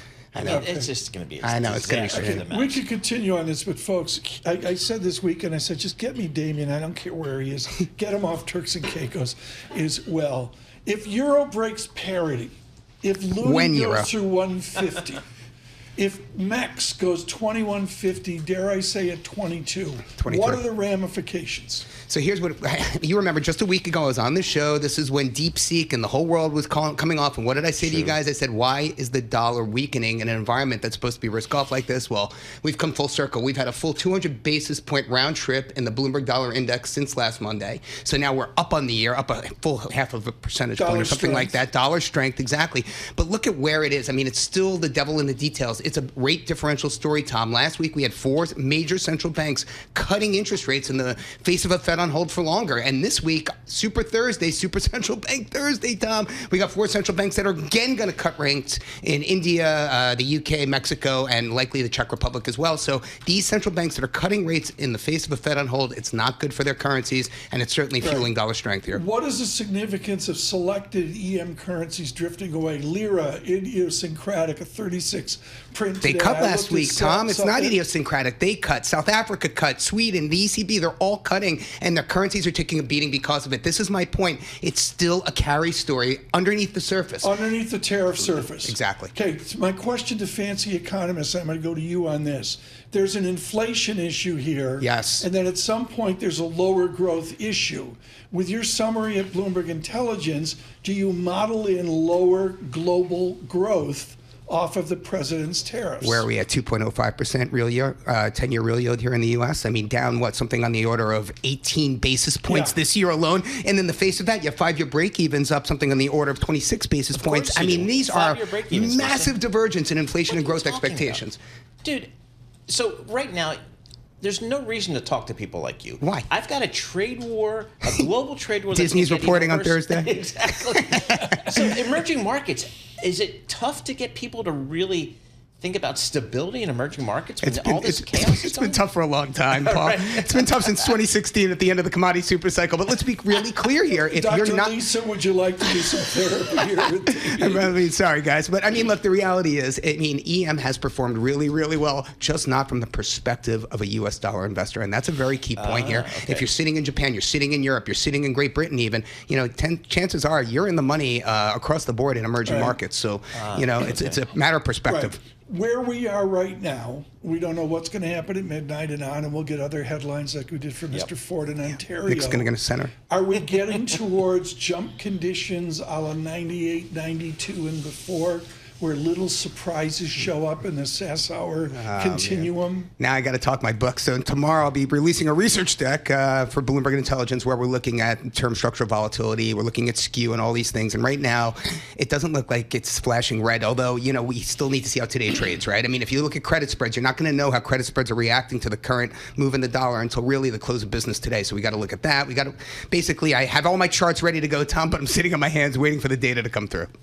So why is he in the office? He would be work from home. I know, he should be. Well, I know. I got to change the colors, the fonts. You know how things work. Get my so charts where ready. is value today in your world? I mean, So I guess, take a step back and where's value globally? I mean, if you look at, the strategies that have performed well across, FX, equities, fixed income, et cetera, it's been low vol, right? Obviously, any low vol strategy, like a long, short, low vol position in equities has done really well on this move in NASDAQ and the S&P. It's been momentum, trend. They've done well. And again, it's been carry. FX carry underneath the surface is up 1.8% year to date. I mean, just buying the high yielders, selling the low yielders. It's a time-tested strategy that works well. How do you respond to simplistic statements? OMG, President Trump's going to throw selected global countries into recession. I looked at this over the weekend, Tom. It's really funny. Wikipedia, I'm going to have to call, it's crazy. I had to remind myself what happened when all those tariffs went through during the Trump 1.0. And if I remember correctly, because I couldn't remember, I'm like, wait, there were $200 billion. I remember $400 billion in tariffs on China. And then they didn't have to pay them, or we never charged them, or it just kind of went away. And I'm not suggesting that's going to happen again by any stretch of the imagination. But I remember people saying these Trump tariffs failed spectacularly the first time around. They never had an impact. And I don't know. I mean, if this is more of the same, which a lot of people are thinking, then, maybe my expectations are a bit unrealistic here. But my Corona, is that going to cost more? My avocados, my bell peppers, my fresh cut flowers. $100. No, I mean, look, again, these are rich people problems to have, right? I mean, the dollar is appreciating, and I know our last guest said that Trump wants the dollar to decline. I don't know what Trump wants, but I don't think he wants the dollar to decline. I mean, it's bad. Yeah. But Damien, away from Optics. rich people's problems, what does this mean for the broad middle class of America?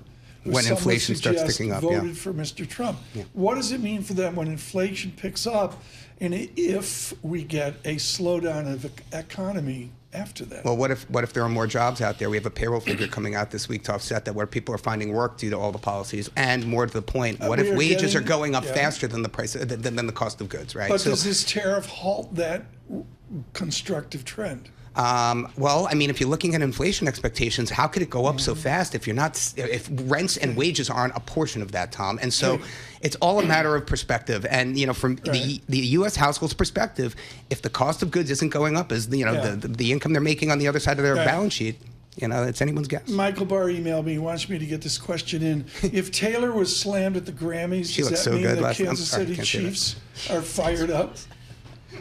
Does that mean the Chiefs are ever more fired up? Yeah, sure. Yeah, the Chiefs. I mean, she was wearing a Chiefs red, if I'm not mistaken, yesterday. We have a continuum here on Travis Kelce, big fan, 1.5 point favorite. I didn't really catch much of the awards last night. I did catch the red carpet, though. It was very red.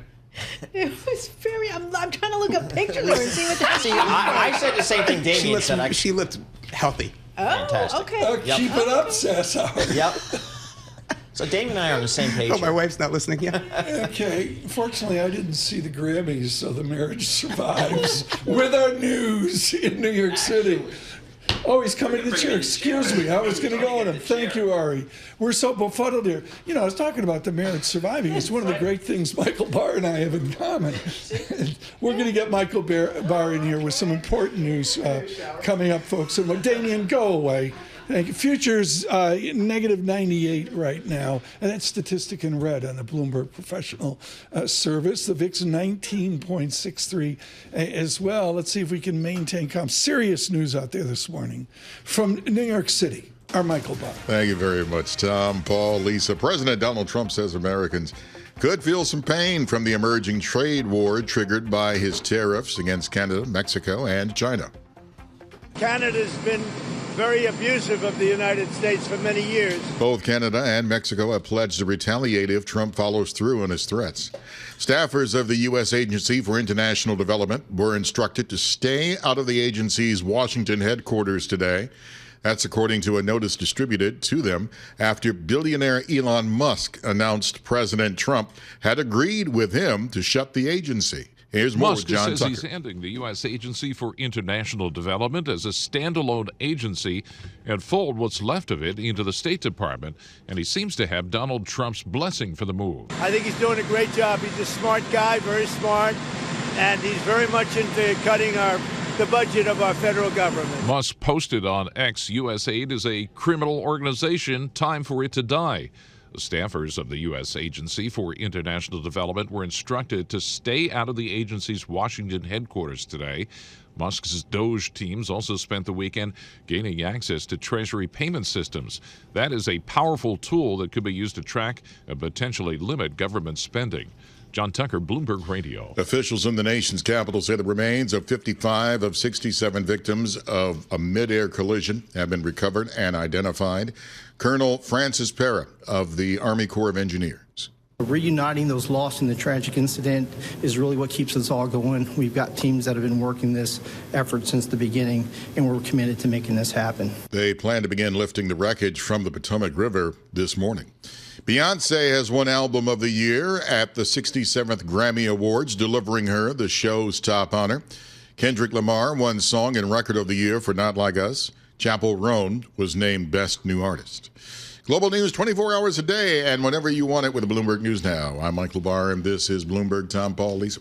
We go to our Oscar correspondent, Lisa Mateo, right now. Okay, she's wearing Vivienne Westwood, which we can go with. We love Vivienne Westwood. Very, very brave couture in the United Kingdom. And, of course, obligatory Kansas City Chief Red. Yes, Chiefs Red. I mean, there's a real splash here, even though she came up trophy less. Trophy less. She's got enough. She can't complain. It's a reputation-coded look. I have no idea what that means. I don't know. She does look good. I will give it that. She's announcing she looks amazing. The release of maybe that's her next album, Reputation, is well. We thank Damien Sassar. It's all about the red carpet. Who wins the red carpet? That's what the important stuff is. Well, I watched some of that, but Paul, it's not the same as it used to be. I mean, plain and simple. It's the disjoint of younger people, middle people, older people.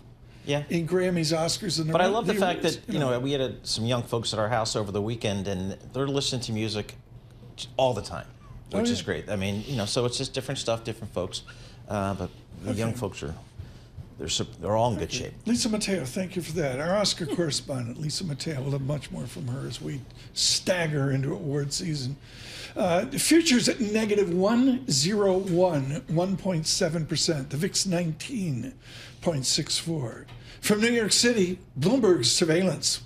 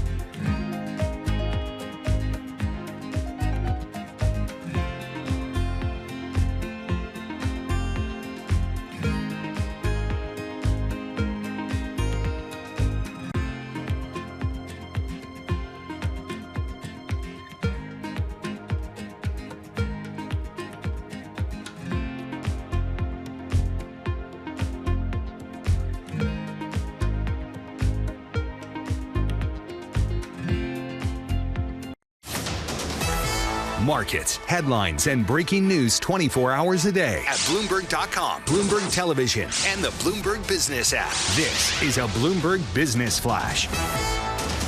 And this futures report sponsored by IBKR. Will the year-over-year change in the U.S. PPI exceed 3% in February 2025? At IBKR Forecast Trader, the yes was recently at 39%. What's your take? Trade your prediction at ibkr.com/forecast.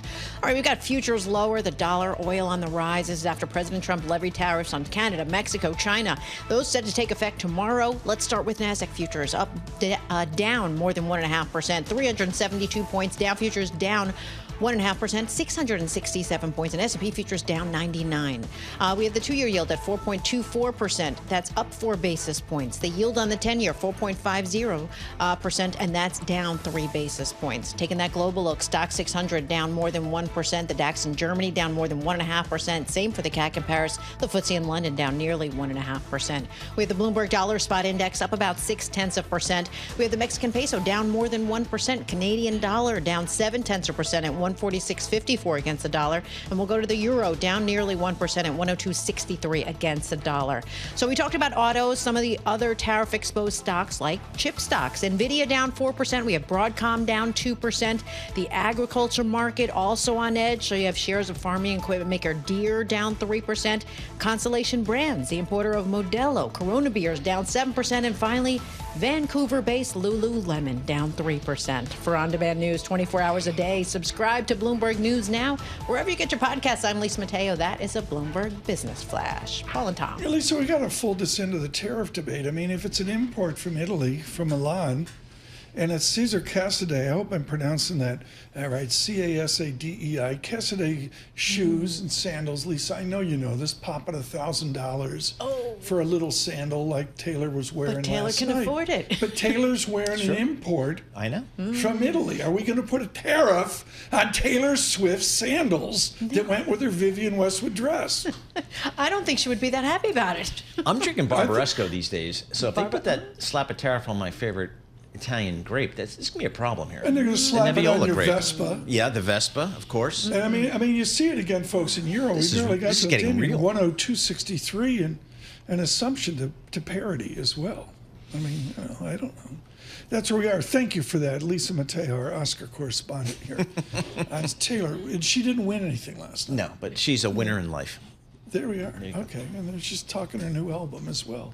Matt Mishkin going, am I on the right network? Matt Mishkin joins us, co-chief investment strategist at John Hancock this morning. Matt, I dare say at some point this morning you have to publish. What will you write? We wrote about the dollar strengthening, Tom, and really using the dollar as a hedge against this tariff risk. The dollar has mitigated some of its strength this morning. I think it might be sniffing out a deal or some sort of discussion. But at the end of the day, we've been long the dollar and looking at bonds as a secondary hedge. Bonds are holding up okay this morning and acting like a little bit of a diversifier. But the dollar's the best way to hedge this in our view. We're 2 minutes away from the opening bell. We'll go to that, Matt. But first, Joe Weisenthal saying the tape's really not that bad. Are you surprised at the resiliency here given the tariff gloom? So the biggest risk to us is the lack of risk being priced in. We really have gone over the last several months pricing in perfection, from high yield spreads hitting near the lows since 2007 to equities reaching 27 times on a trailing PE, crypto markets hitting all-time highs. And so we didn't have much of a buffer going into this valuation or market sentiment. So to us, that's part of the reason why this is the way it is. But for us, this reaction's about right. It could be a detriment to growth. We're watching the Treasury market. The fact that yields are down, that actually signals to us it's less about inflation. It's more about weakening growth. Matt, real quickly, what's your 2025 fixed income call here? We do see the Fed actually holding in the first half, but then going back to cutting in the second half. We believe we are experiencing a mini economic cycle from the election.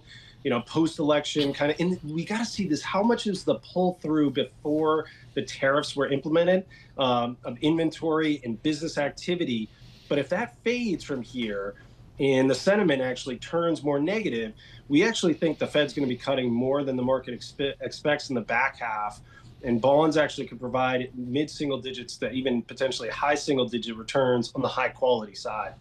Matt Mishkin with us, with John Hancock. We'll continue with Mr. Mishkin here in a moment. An extraordinary day in the markets. Three big figures on the VIX, out to 19.61. I agree with Damian Sassower. The 10-year real yield is important, under 205 to four digits, 2.0499. A 199 print on 10-year real yield would be something. We're not there. In the currency space, dollar strength as you would expect. Euro 102.61 stable. Euro yen showing yen resiliency versus the euro. But really, and I think Lisa Mateo said it best, Paul, the idea here of it's earnings season. Yep. And it continues. The Tyson Foods doing well this morning as well. Them, chicken. We need to get the market open amid this news flow from Washington. No one better than our Lisa Mateo. You've got it. And we also got a Mag 7 mania continuing this week, too, with Alphabet and Amazon. So how are these markets going to open ahead of this possible Tariff Tuesday? Let's take a look right now. S&P 500 down more than 1.5%, 100 points, 5,940. The Dow down more than 1%, 548 points, 43,992. And the NASDAQ down more than 2%, 419 points, 19,211. We go to the two-year yield, 4.24%, up 4 basis points. And then 10-year yield, 4.50%, down 3 basis points. We head over to the Stock 600, still down more than 1%. The DAX in Germany down 1.5%. Same for the CAC in Paris, and the FTSE in London down nearly 1.5%.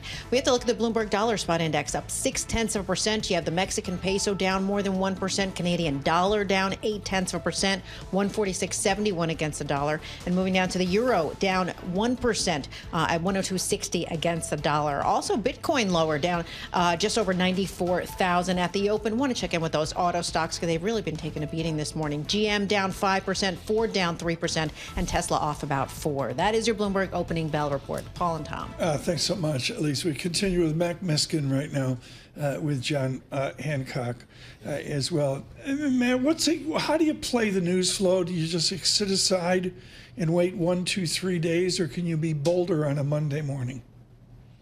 I think you're going to get yourself twisted up like a pretzel if you're trying to trade these headlines. You're going to basically be finding yourself all over the place, and there could be a deal done this morning. There could be a phone call and lo and behold, there's a deal done, and the next thing you know, things are off to the races here. You don't want to get yourself off sides. You really still want to focus on the fundamentals. We do like quality stocks. Last year and the end of the year, they didn't do as well. We actually think there's relative value compared to some of the junkier, lower quality parts of the market. And even on the bond side, high yield looks expensive to us. Move up in quality there, but that's the best protection. And then hold pat, because it's too hard to trade this. So, Matt, if we step back here and think about asset allocation, how do you guys think about that asset allocation coming into a year where we've had 2 years where the S&P 500 has delivered north of 20% return? Yeah, there's only 4 times where the S&P 500 has had double back-to-back 25+% returns. The only time that it replicated that on the third year was 1999. So really, we need 2025 to be 1999 to see that type of return. January wasn't that dry of a January. No. Actually, markets did pretty well, but now this kind of risk-off tone suggests, I don't know if 1999 can happen here. That's, again, why we're actually moving from quality growth to quality value, and, again, moving up in quality on the fixed income side. Matt, thanks so much for the time. Really love it around the market opening as well. Matt Miskin with us. He's with the John Hancock Company as people adapt and adjust. Paul, I'd say we're basically waiting for news flow. We got some out of Ontario. Yep. And we just have to... Yeah, we'll see what type of... wait and see. Yeah, so what type of retaliations we see either today or tomorrow or in the days ahead from the various countries, and to what extent does the president want to broaden some of these tariff targets to perhaps some of our other trading partners, say Europe, for example. So we'll see how that plays out. But right now, the market's kind of off the lows, Tom, although still trading a little bit heavy here with the S&P 500 off, futures off 1.4%, the NASDAQ off 1.7%. What does Canada or Mexico or China, for that matter, do with the goods coming out of Hollywood? Do they block them? Yeah, it's a great question. I don't know. That would be a symbolic effort, certainly. Do you put a tariff on Moana 3? I don't know. It's interesting, but it's certainly one of the exports that the U.S. has around the world. Around the world, certainly. But this comes down to service versus goods. Yeah. Henrietta Trey's talked about that. Yeah, exactly. But we'll see how this messaging plays out over the next several days, in terms of kind of where we go with the tariffs and kind of how some of the retaliations come from various countries. Right now, I'm going to call it a churn, and I'm going to suggest it's a little bit fragile as well. The Dow, negative 417. We're open for trading. And we're coming off futures here a little bit to a worser outcome, as they say. VIX is better. The VIX goes out to a 20. It's 18.88, so a little more constructive tape witnessed by the VIX. Bitcoin back up to 96,000. All in all, a churny market. Waiting for news from Bloomberg. From New York City, this is Bloomberg Surveillance.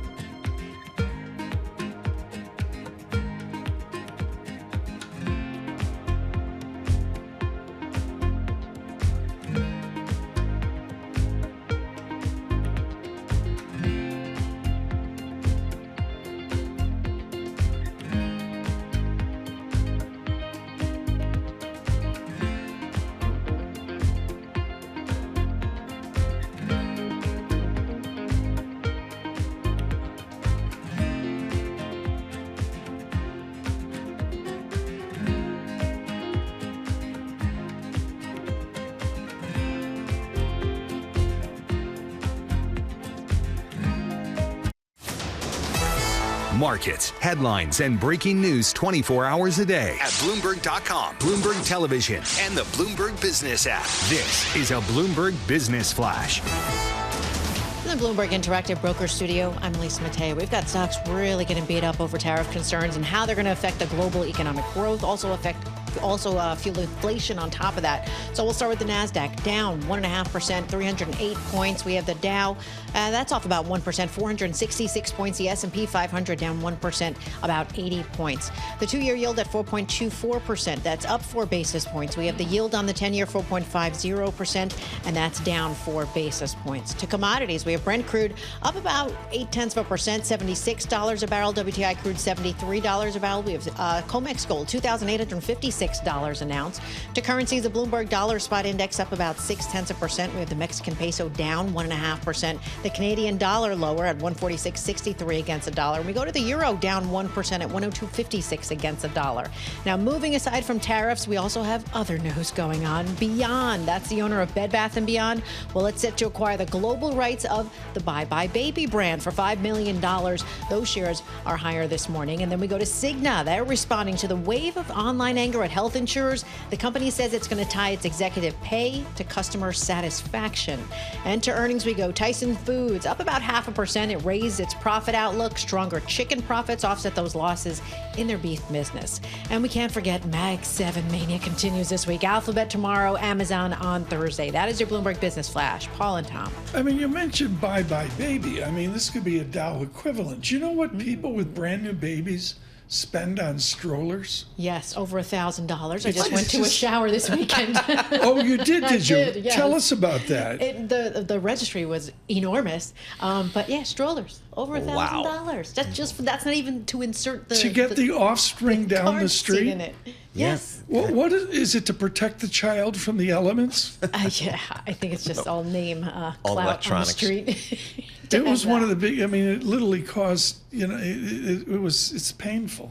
I think we need to go to somebody expert on this. Yeah, I don't know. Joining us now, Lori Calvasina here, with the small stocks down 2%, is as well. I mean, Lori, to cut to the chase, can strollers move the needle on export-import dynamics?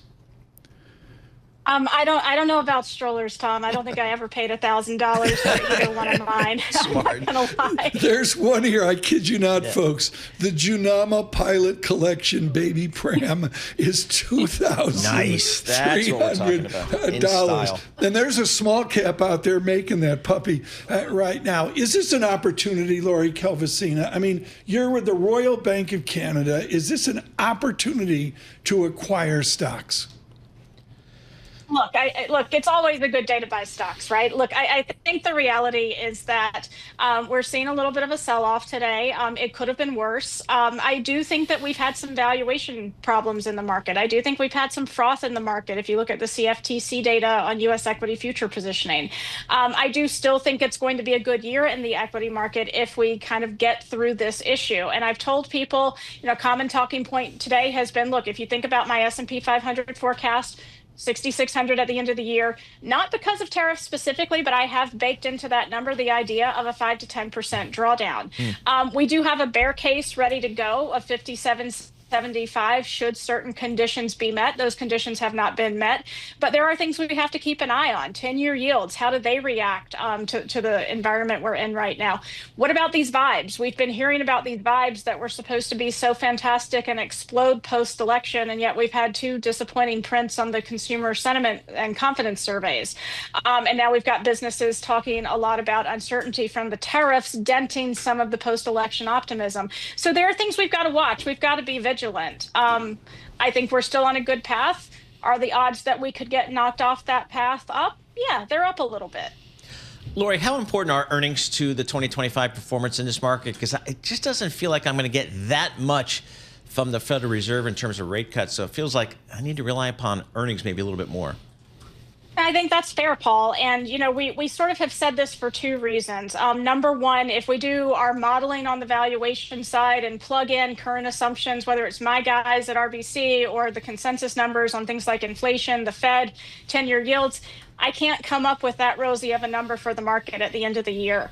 Valuations have moved a lot, and they've done it on the backs of inflation ramping down. And now it looks like inflation, there may be some upside pressures there. So I think it's tough from that perspective. And if you just take a more kind of simplistic analysis and look at a forward PE on the S&P 500, and you can all these different versions, all my charts are showing me that we've kind of hit a ceiling and we're moving down a little bit. So I think valuation expansion is tough to come by. Earnings matter. Margin expectations have been coming down. I do think that there are potential negative impacts to earnings, both from demand, margins, a variety. The dollar is something else to watch from this tariff situation, and things like the dollar are already starting to pinch. Is there a small cap Mag 7? Oh, I think there are names that small cap investors end up crowding into. They don't like the fact that they do it, which is one of the things I love about the small cap investment community. But, I do think we've had a little bit of a squeeze on quality. And what I mean by that is you've seen just the quality characteristics of the Russell 2000 degrade, nearly half of its negative earners, a lot of things that are kind of low liquidity, tiny market cap that frankly active managers just can't buy. And so they do tend to gravitate to kind of the bigger small caps, more liquidity, higher quality stats, but it's more expansive than a Mag 7. It's been wonderful. Too short a visit. Lori Calvasina, thank you so much. With RBC Capital Markets, she'll be publishing in the coming hours and sliding into tomorrow after the midnight tariff call on what it means for stocks, what it means for small caps, negative 2.4% right now, NASDAQ negative 1.7%, Dow negative 546%. Standard & Poor's 500, negative 93 now, down 1.5%. With our news in New York City, Michael Barr. Thank you very much, Tom, Paul, Lisa. President Donald Trump says Americans could feel some pain from the emerging trade war triggered by his tariffs against Canada, Mexico, and China. Canada's been very tough on oil, on energy. They don't allow our farm products in, essentially. They don't allow a lot of things in, and we allow everything to come in. It's been a one-way street. Both Canada and Mexico have pledged to retaliate if Trump follows through on his threats set to launch tomorrow. Ontario's premier said his government is ending its contract with Starlink, the Elon Musk-controlled satellite company, following the tariffs. And the province will also ban U.S. companies from provincial contracts until the tariffs are removed. Elon Musk now has access to the federal government's funding agencies after President Trump granted him access to the U.S. Treasury Department. Musk, speaking on the first Dogecast, the Spaces event on X, is going after congressionally approved programs with foreign assistance going through U.S. aid and his main focus. The reason for that, as opposed to simply, trying to do some minor house cleaning, is that as we dug into USAID, it became apparent that what we have here is not an apple with a worm in it, but we have actually just a bowl of worms. Musk went on to say USAID is a criminal organization and it's time for it to die. The World Cup kiss trial of the former president of the Royal Spanish Football Federation, Luis Rubiales, began today in Madrid. Star athlete Jenny Hermoso was the first witness and said to kiss Rubiales at the 2023 World Cup, "Staying one of the happiest days of my life." Rubiales kissed Hermosa on the lips while the soccer players received their World Cup medals in Australia, triggering protest and calls for his resignation. He denies any wrongdoing. Global news 24 hours a day and whenever you want it with Bloomberg News Now. I'm Michael Barr. This is Bloomberg. Tom, Paul, Lisa. Michael Barr, thanks so much. Getting the markets open here. The Dow negative 500, 1.3% down. Paul, it's just simply the tape is not as grim as 7 a.m. Not as grim, but again, it reflects some uncertainty into the market, uncertainty with some of our largest trading partners, and I think the market's trying to just get a sense of how broad this will be, what the retaliations will be from some of our trading partners, and how long these tariffs will remain in place. So a lot of uncertainty out there, and that's what you get, 1.5% sell-off in the S&P. I look at Google earnings this afternoon, out to a high yesterday, tomorrow. Thank you, Ari. Google tomorrow, and then out to a high, and it's just pulled back a little bit today. I'm going to call it from 207 down to 202 on Google, on Alphabet, and it's a huge 2 standard deviation Mag 7 move up. Yeah, Google, no other way to put it. $2.5 billion market capitalization. The stock over the past 12 months is up about 40%. So despite some of the concerns that AI may face for the search business, the stock's still trading really well. Michael Barr whispered in my ear in the depths of COVID. He said, "Tom, Google. It's up 300%. Sure. 300%. I should have listened to Michael. From New York, it's Bloomberg Surveillance. Good morning.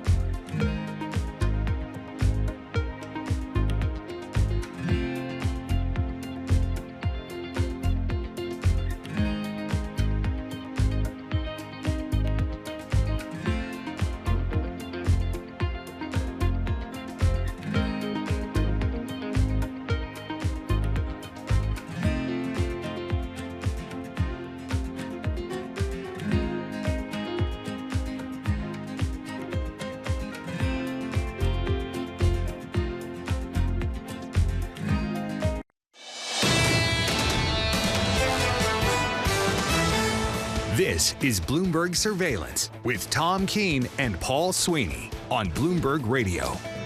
Good morning, everyone, and what a morning's been. Thanks to our team working all last night, working on tariff guests as well.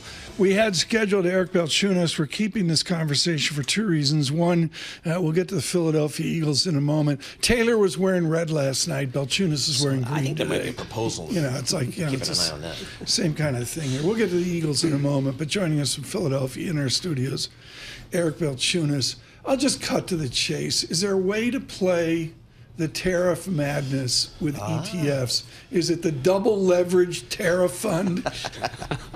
It's funny, when Trump 1.0 was going on, they launched a trade war ETF. Okay. But it was sadly closed within 6 months. It just didn't take off.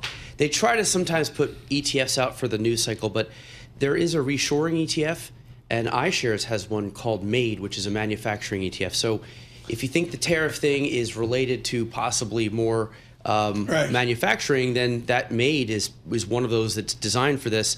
But I would say if you're thinking about a sell-off, obviously we see people go into something like SH, which is the one-time inverse S&P. You have gorgeous charts of the flows going in.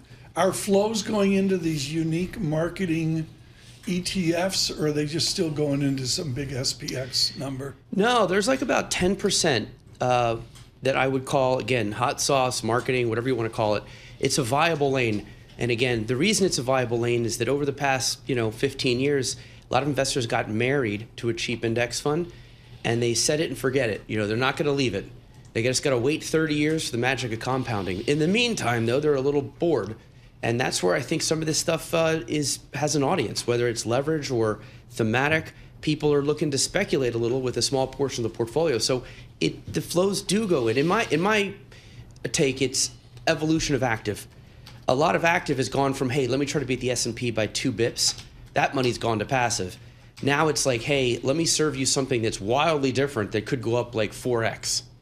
All right, but this is the world you live in. Like I lived in with 3-4% fees. We were making money hand over fist. Now you're trolling around. Vanguard's average fee is now just 0.07% after biggest ever cut. What's that all about? Where are we going? Are we going to zero? Listen, I wrote the Bogle effect. I know you. I could have called it the Vanguard effect, but to me, the anomaly in physics is Jack Bogle. He, a weird dude, purposely set up a company where all future profits would go to the investors and not his pockets. Nobody's ever done that, and still, it's the only mutual loan company. And so every time they get new money, they have to figure out how to spend it, and the people who vote are representing the investors, and they're like, it's like a co-op. Hey, let's vote to make the fees cheaper for us. That gives one master, not two, and that's the whole magic of Vanguard. Thank God I only got 1 minute left. Chiefs Eagles is 6-5 over time, but with Coach Reed, the Chiefs are 4-1 as well. Does he have an advantage coaching the Chiefs because he knows what the Eagles are doing? I don't buy it. Not now. I mean, so much has changed, and there's one big change. Saquon Barkley. If you stop him, then you got to stop A.J. Brown. How do you stop Barkley? him, then you have to just put a bunch of people up on the line. Then that leaves A.J. Brown and Devontae Smith to wreak havoc over there, and we got a good tight end. You cannot stop all of us. Now, they have similar qualities. in my view, they got these little wide receivers that do death by 1,000 cuts, 8 yards, 8 yards, 8 yards. I say take that away. Right. Make Patrick Mahomes beat you with his arm. He's not a good long ball thrower. That's how I would do the D against the Chiefs. That's solid right there. It's solid. I mean, it's great. That's why he's here. I got 12 seconds. Do the Eagles have a Taylor Swift equivalent? I don't know. Bradley Cooper. Bradley Cooper. I guess the best I can do. I just think the Philly fan They're blue is collar. enough. You guys are blue collar. We are. We're nuts. Hardworking. Yeah. Cheesesteak eating. Scrapple It means more to eating. us. Yep, exactly. It's time. This is the end of the Chiefs dynasty. I'm calling it now. Wow. It's over. Please, if you can, if you're not work from home for the next 6 days, try to come back. Eric Belchunas, #1 on ETFs worldwide for Bloomberg. Look for his work. Grammy winners for Tom Elmhurst, Adele, good morning.